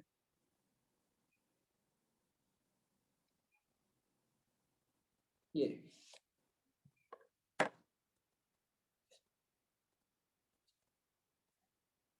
क्वेश्चन पढ़े, क्वेश्चन।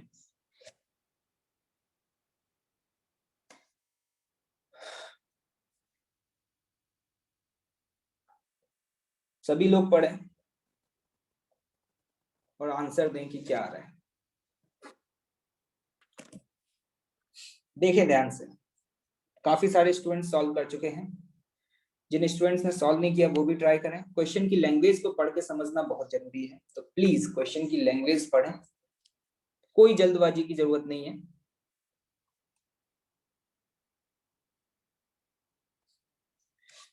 स्टूडेंट पूछ रहे हैं what is the meaning of orthogonally. बेटा इसके नीचे कुछ लिखा भी तो है, परपेंडिकुलर। ऑर्थोगोनल का मतलब क्या हुआ, परपेंडिकुलर। देखना ध्यान से, अब क्या बोला गया, maximum and minimum magnitude of the resultant of two forces. Answer 5 आना चाहिए, जिन लोगों का आंसर 5 नहीं आ रहा है वो सॉल्व करके निकाल लें। दो फोर्सेस हैं, उन दो फोर्सेस के बारे में नहीं पता, लेकिन ये बोला जा रहा है कि उन दो फोर्सेस का जो मैक्सिमम मैग्नीट्यूड है वो 7 है। कितना है बेटा, 7। और मिनिमम कितना है, 1। मान लो वो जो दो फोर्सेस हैं बेटा, वो दो फोर्सेस तुम्हारे पास F1 और F2 है, ठीक है।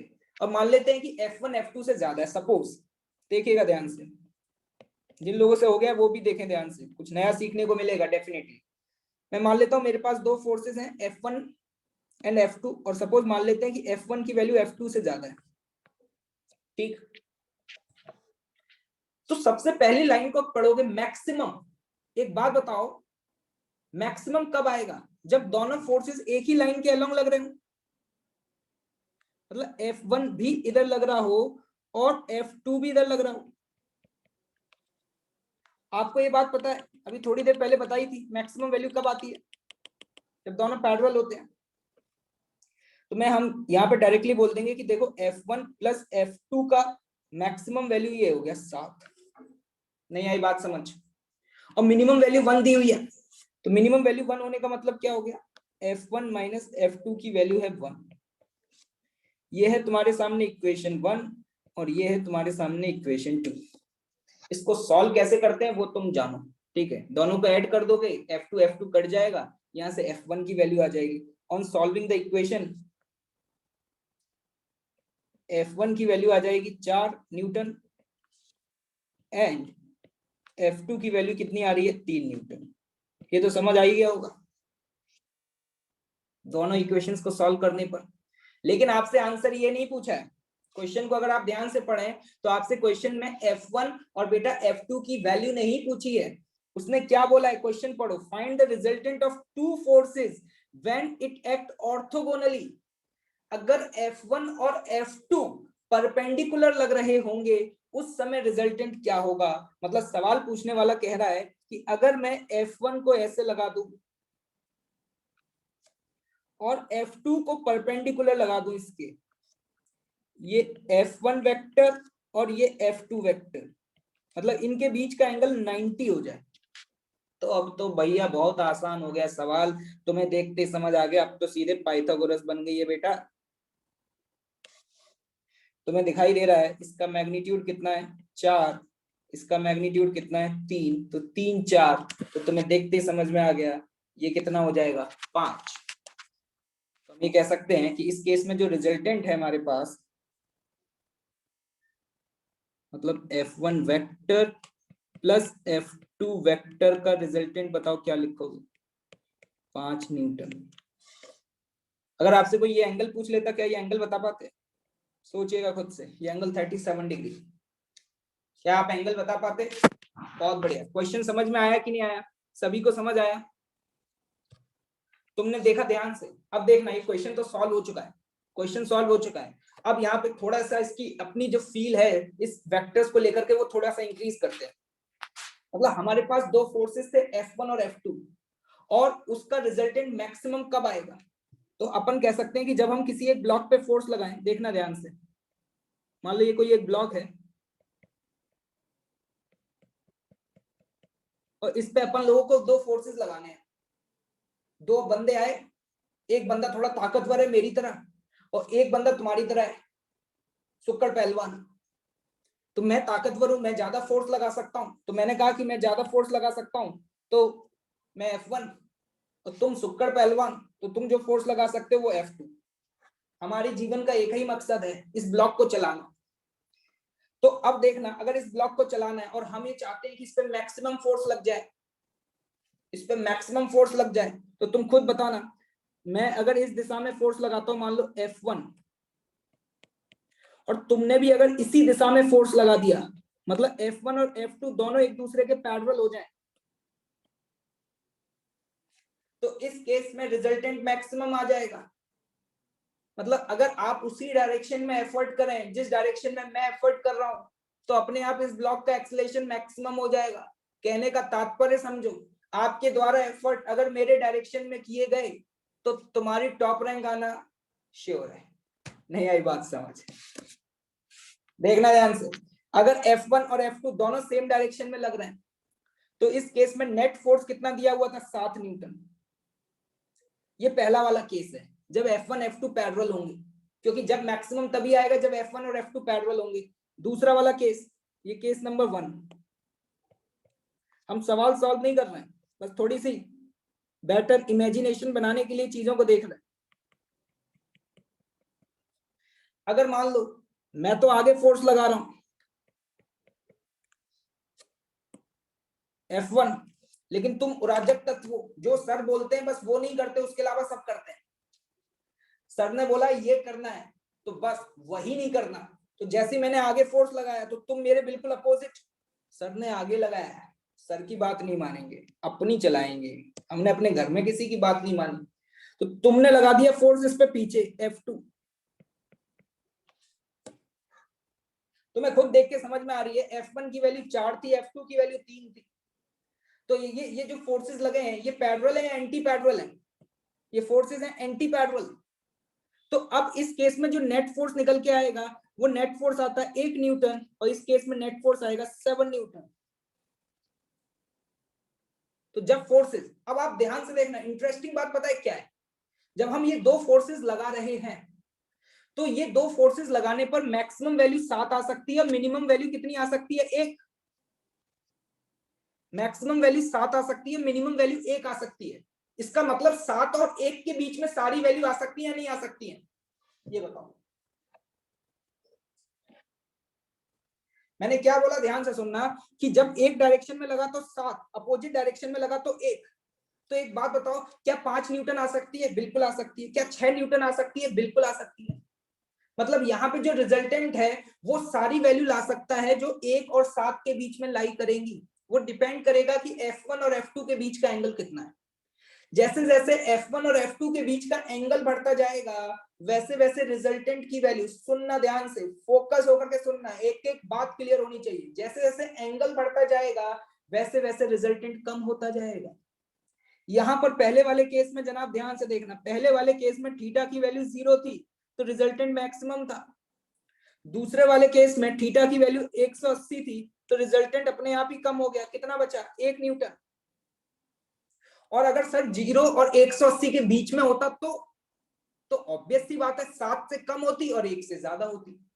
नहीं आई, समझ में नहीं आ रही बात मेरी? अरे ओ गरीबो, क्लियर है? Everything is perfect? चलो बहुत बढ़िया, उम्मीद कर रहा हूं कि मेरी बताई हुई बातें बहुत ध्यान से समझ में आ रही होंगी। एक एक पॉइंट समझना जरूरी है। आईआईटी के लिए कितने नंबर ऑफ क्वेश्चन सॉल्व किए ये इंपॉर्टेंट नहीं है। हमने 1000 क्वेश्चन सॉल्व कर लिए लेकिन हमें कॉन्सेप्ट नहीं आता, उससे अच्छा है 100 क्वेश्चन करेंगे लेकिन कॉन्सेप्ट एक एक क्लियर होना चाहिए। क्योंकि आईआईटी में जो क्वेश्चंस पूछे जाते हैं वो फंडामेंटल क्वेश्चंस पूछे जाते हैं और वही लोग सही कर सकते हैं जिनके कॉन्सेप्ट बिल्कुल क्लियर है। एक सवाल दूंगा, अपने आप आपको आगे की चीजें समझ में आ जाएंगी। इस क्वेश्चन का तो हम आंसर निकाल ही चुके हैं। इस क्वेश्चन का आंसर तो हमारा 5 न्यूटन आ रहा था। ये सवाल यहाँ पे लिखा हुआ है, क्वेश्चन को पढ़ें।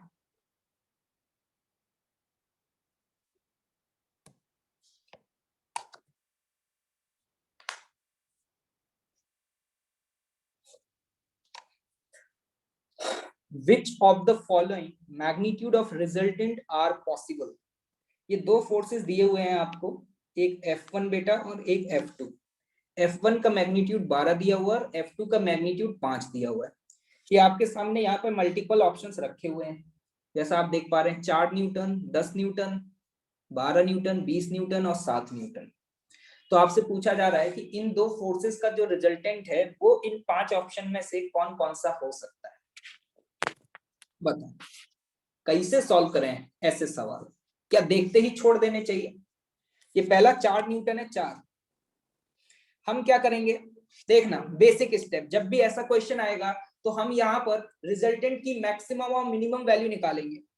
आपको पता है कि जो रिजल्टेंट होगा, जो इन फोर्सेस का रिजल्टेंट होगा उसकी मैक्सिमम वैल्यू क्या होगी, इन दोनों को जोड़ दो, 12 और 5 को, 12 और 5 को जोड़ोगे तो हम कह सकते हैं रिजल्टेंट की मैक्सिमम वैल्यू 17 और मिनिमम वैल्यू कितनी होगी, 7। बस यहीं पे खेल है। ये 7 कैसे आया समझ में आ रहा है? 12 + 5 17 और 12 - 5 7। मतलब हम गारंटी से कह सकते हैं कि इन दो फोर्सेस को जोड़ने पर जो भी नेट फोर्स आएगा उसकी मैक्सिमम वैल्यू 17 होगी।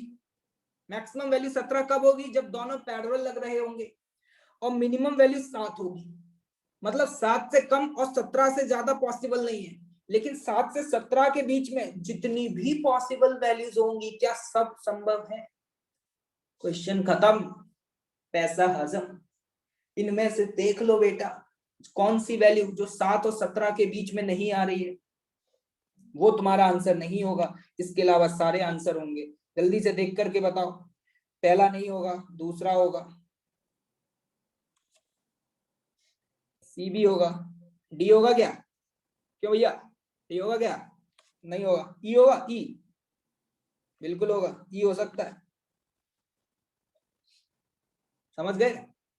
अच्छा एक और बात बताना, इसी में एक और ऑप्शन ऐड कर लो।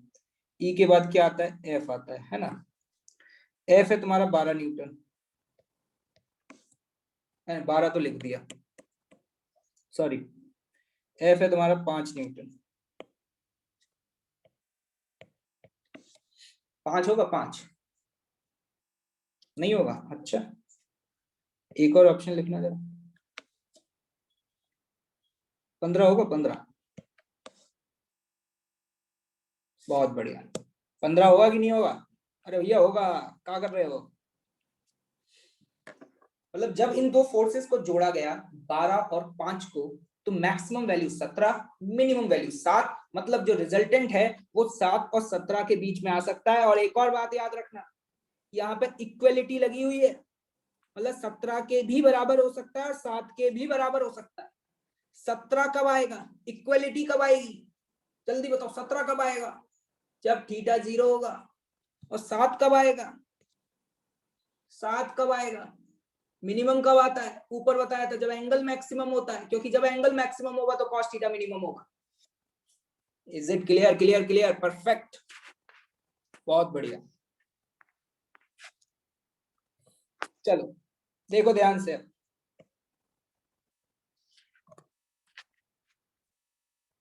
एक स्टूडेंट पूछ रहे हैं कि सर, ये लो भैया तुम लिख लो ऑप्शन, कि सर ये 15.5 हो सकता है क्या? बताओ भैया इनको, बहुत गरीबी है, 15.5 हो सकता है कि नहीं हो सकता? अरे हर वैल्यू हो सकती है जो 7 और 17 के बीच में है। मैंने ये थोड़ा ना बोला कि सिर्फ इंटीजर होना चाहिए। इनको बताओ भैया, होगा कि नहीं होगा? बिल्कुल होगा। ठीक है, चलिए आगे बढ़ते हैं। अब देखिएगा एक स्पेशल केस।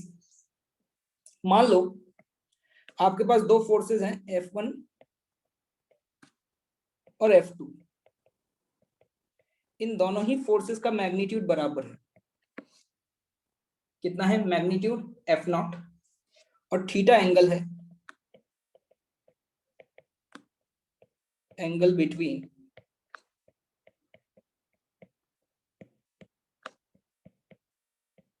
ये दिया हुआ है।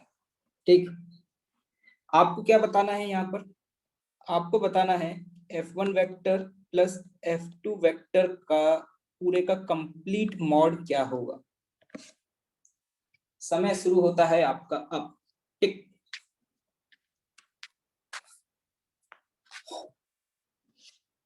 जल्दी सॉल्व करो, मुझे बिल्कुल, मुझे फटाफट। बहुत बढ़िया, करो करो। क्वेश्चन समझ आ गया आप लोगों को? दो फोर्सेस हैं और दोनों ही फोर्सेस का जो मैग्नीट्यूड है वो ये है। और साथ ही साथ आपको अल्फा भी बता देना। अल्फा समझते हो क्या है? जो रिजल्टेंट वेक्टर एंगल बनाएगा। कैसे सॉल्व करोगे?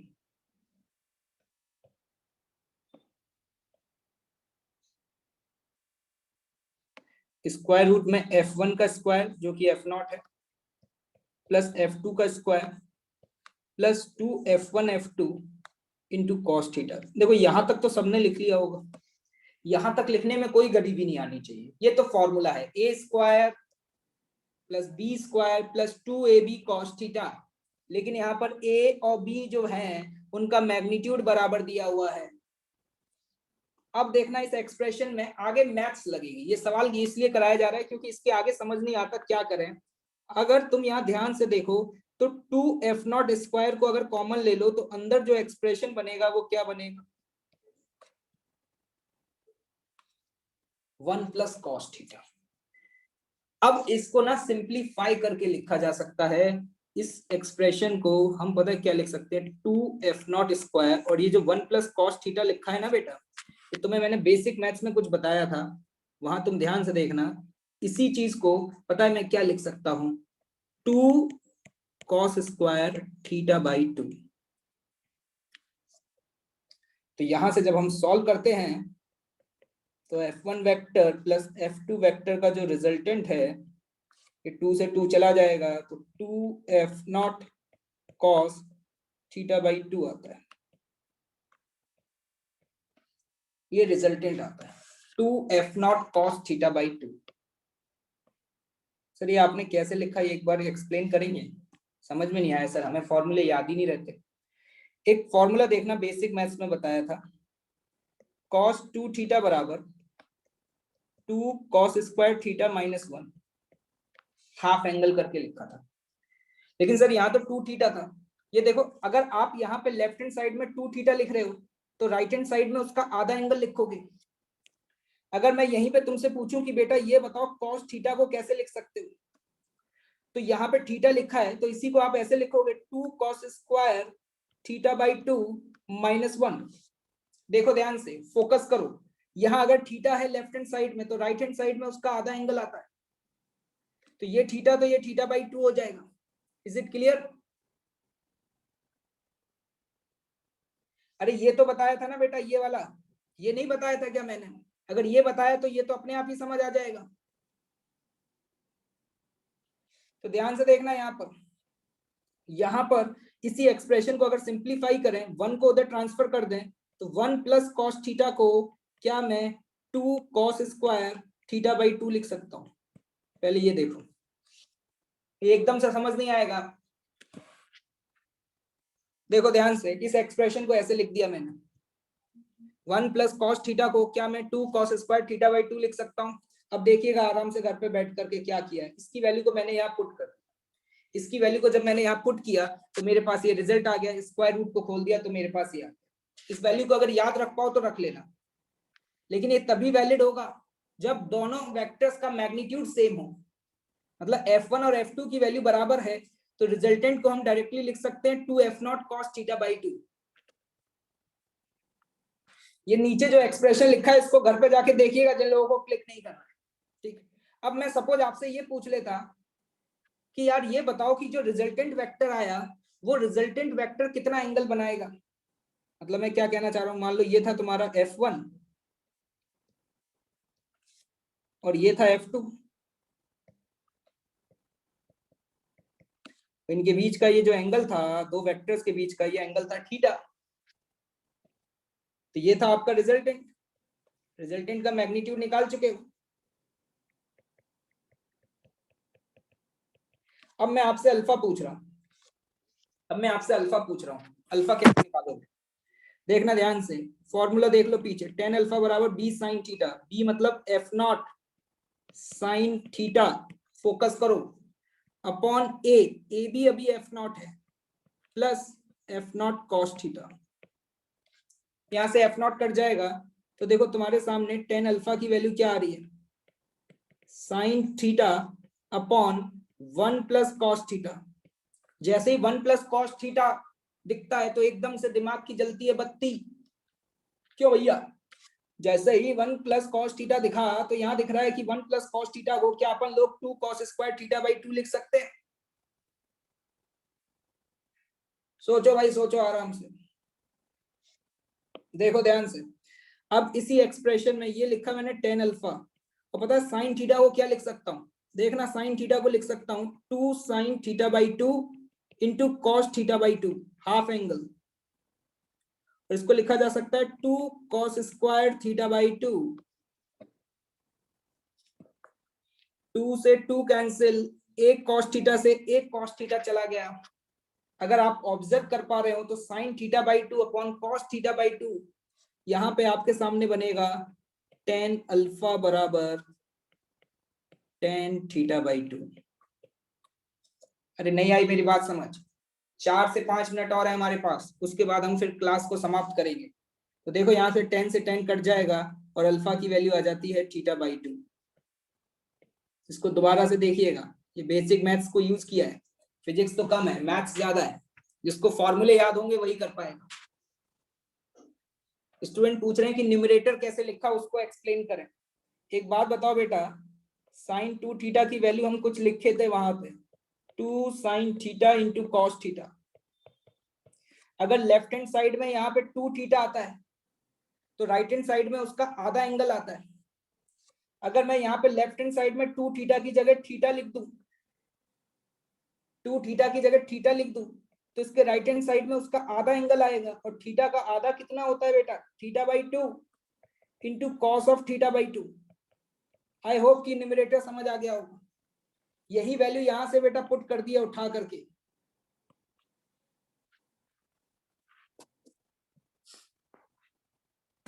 क्लियर?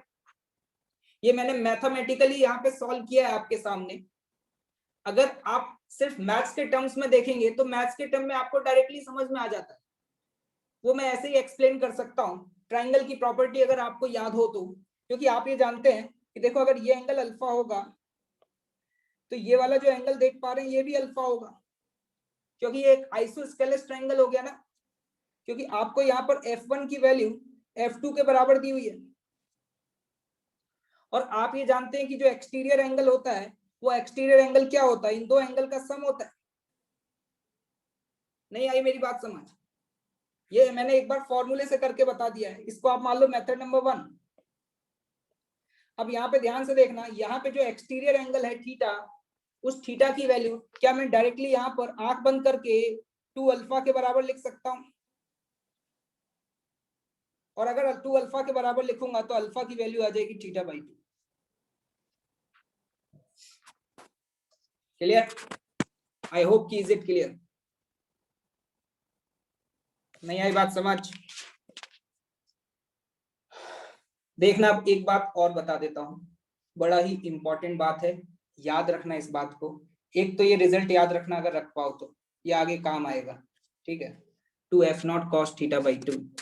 हाँ, एक और बात, आपने एक बात ऑब्जर्व करी यहाँ पर कि देखो ये f1 था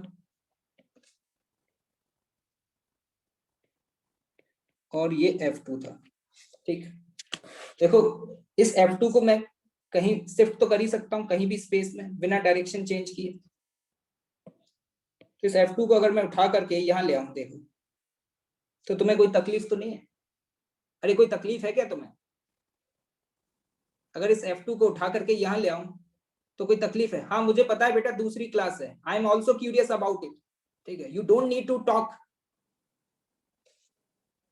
और f1 और f2 का मैग्नीट्यूड बराबर है, तो हम यहाँ पर ये कह सकते हैं कि इसका जो रिजल्टेंट होगा, देख लेना ध्यान से सुन लेना, ये बात बता रहा हूँ कि दो वेक्टर का जो रिजल्टेंट होता है, आगे जाकर के पैरेललोग्राम रूल के बाद और अच्छे से समझ आ जाएगा। अगर मैं दो वेक्टर को टेल टू टेल मिला दूं, सुन लेना, अगर मैं दो वेक्टर को टेल टू टेल मिला दूं तो उन दो वेक्टर का जो रिजल्टेंट है वो उसके बीच में ही लाई करेगा, कहीं भी हो सकता है लेकिन होगा तो बीच में ही। लेकिन अगर f1 और f2 का मैग्नीट्यूड बराबर हो गया, अगर f1 का मैग्नीट्यूड f2 के बराबर है, जो कि इस क्वेश्चन में हमें दिया हुआ था,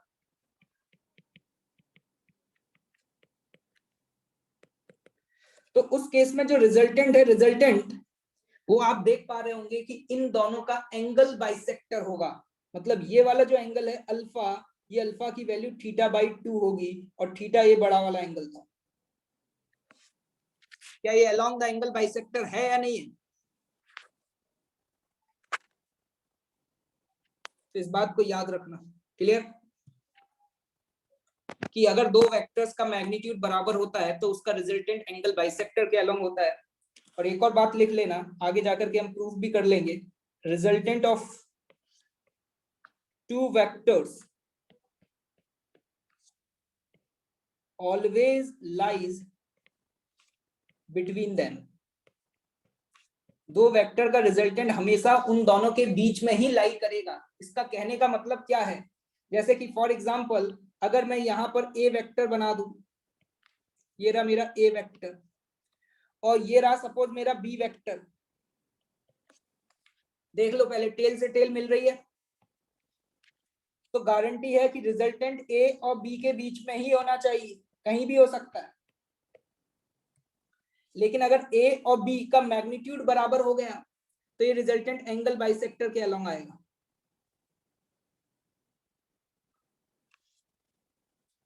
अरे भाई क्लियर? अब मैं आपके सामने यहाँ पे स्क्रीन पे एक क्वेश्चन लिख करके दे रहा हूं, ये लिखा हुआ है, ये आपके लिए होमवर्क है, इसको नोट डाउन करें, इस क्वेश्चन को नोट डाउन करें फटाफट।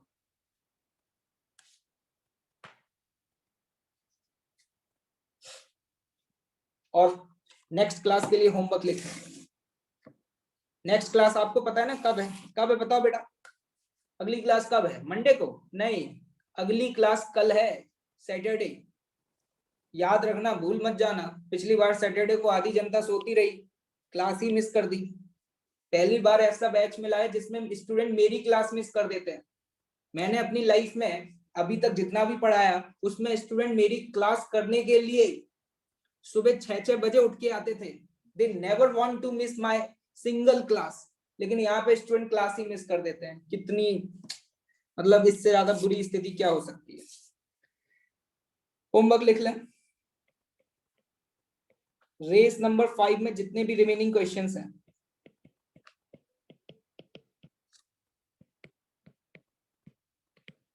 Remaining questions complete. S1 में क्वेश्चन नंबर 8, 9 और 10, ठीक है। एक्सरसाइज O1 में 17, 18, 19, 20, 22 और 24 कल ही क्लास है। क्या इतना हो पाएगा? हो पाएगा होमवर्क इतना? कल ही क्लास है, कंप्लीट कर पाओगे? मुझे यहाँ पे 90% लोग यस बोल रहे हैं। और आईआईटी की तैयारी करनी है तो डेफिनेटली मना तो करना ही नहीं है, बहुत प्यार से हो जाएगा। 10 क्वेश्चन भी नहीं होंगे, 10 मान लो 10 होंगे, 10 से ज्यादा नहीं है, ठीक है। और इसके अलावा जो भी मैंने आज पढ़ाया है ये सारा दोबारा से करना है। यहाँ पे ये जो क्वेश्चंस कराए हैं, ये जो भी फॉर्मूले लिखे हैं, इन फॉर्मूलों को एक बार लिख करके फिर से प्रैक्टिस करना। अभी तुम इन फॉर्मूलों से उतने ज्यादा फैमिलियर नहीं हो तो थोड़ा सा अजीब लग रहा होगा, लेकिन इन फॉर्मूलों से धीरे धीरे फैमिलियर हो जाओगे, चीजें आसान हो जाएंगी, ठीक है। क्योंकि मैथ्स तुम्हारी बहुत स्ट्रांग है, इसलिए तुम्हें फिजिक्स में दिक्कत आती है, ठीक। तो आज की चर्चा यहीं पे समाप्त करते हैं, मिलते हैं फिर अगली क्लास में। क्यों भाई? तो चलिए नेक्स्ट क्लास के लिए तैयार रहिए। आपकी नेक्स्ट क्लास 10 बजे से है, सो टेक केयर। और जो भी मैंने क्वेश्चंस आज कराए हैं उन सभी क्वेश्चंस को कर लेना। और साथ ही साथ जो भी चीजें आप नोट डाउन नहीं कर पाए हैं, मैं हैंड आउट शेयर कर दूंगा अपनी अगली क्लास से पहले, तो आप उस हैंड आउट से उन चीजों को लिख लेना। और एक बात याद रखना, ये आपकी स्कूल की पढ़ाई नहीं है, ठीक है। यहाँ पे स्कूल की तरीके से पढ़ाई नहीं होती। मैं आपको उस रेस के लिए तैयार कर रहा हूं जिस रेस में तुम्हें अकेला खुद दौड़ना है। मैं तुम्हारे साथ नहीं दौड़ूंगा, ये तुम्हें भी पता है। तो तुम हर छोटी छोटी चीजें जो मुझसे पूछते हो, कोशिश किया करो खुद के दिमाग का यूज करके उनको फाइंड आउट करने की, ठीक है। ये देखो क्वेश्चन लिखा हुआ है, ये होमवर्क लिखा हुआ है। आई थिंक क्लास को अब ओवर किया जाए।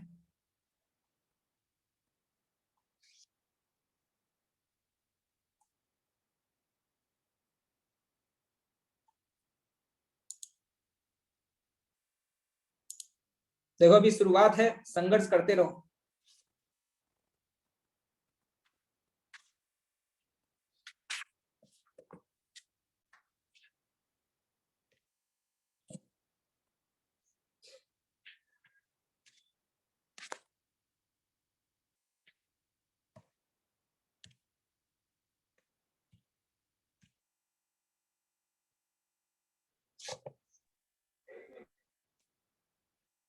हाँ श्रेयांश प्रकाश कुछ कहना चाहते हैं?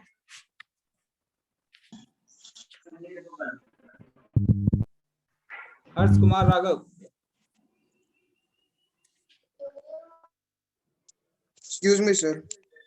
हाँ बेटा बताएं। सर मैथ्स क्लास में ट्यूटोरियल क्लास में प्रॉपर डाउट क्लियर नहीं हो रहे सर, हम लोग को अनम्यूट करने का ऑप्शन ही नहीं दे रहे sir. From which batch? Sir TMP2। TMP2 okay. मैं बात करता हूँ, लेकिन आप जो सर आपको बातें बताते हैं उनको आप ध्यान से सुनते हैं? हाँ सर वो सब ठीक है सर। सर बोल रहे हैं कि मतलब सब एक बार में बोलने लगते हैं इसलिए प्रॉब्लम होता है, बट सर अभी तो बाकी क्लासेस में भी अनम्यूट करने का ऑप्शन दे रहे हैं और उसमें तो प्रॉब्लम हो रहा नहीं है सर। ऐसा सब मतलब चांस बाय चांस बोलते हैं, तो इसलिए सर को एक बार रिक्वेस्ट किए ना सर। ठीक है, श्योर श्योर, बिल्कुल बात करता हूँ।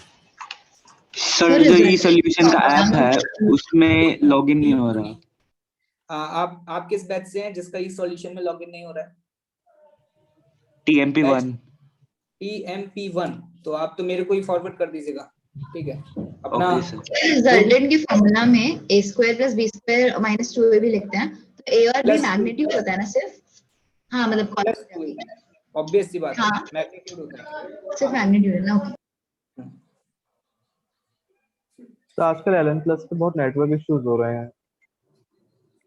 हाँ अभी एक्चुअली में क्या है कि ये साइक्लोन वगैरह की वजह से वेदर चेंज हुआ है, तो उसकी वजह से थोड़े से टेक्निकल प्रॉब्लम्स रही है। लेकिन ये जो टेक्निकल ग्लिचेस हैं वो 1-2 दिन में रिजॉल्व हो जाएंगे, तो आप इतना ज्यादा पैनिक ना हो, ठीक है बेटा। सर सर आप केमिस्ट्री थोड़ी का डॉट सॉल्व नहीं हो वेट रहा कर है सर। लीजिएगा सर। हाँ बेटा, केमिस्ट्री डीप का में डॉट सॉल्व नहीं हो रहा है सर। डाउट किस पे, कौन से बैच पे हो?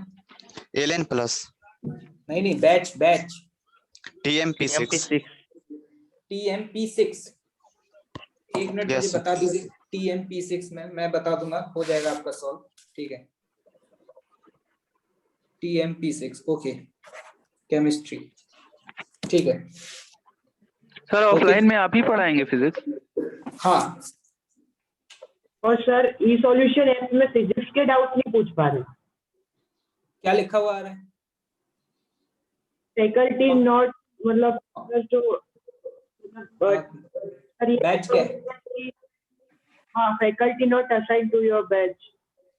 बैच कौन सा बेटा? TMP2।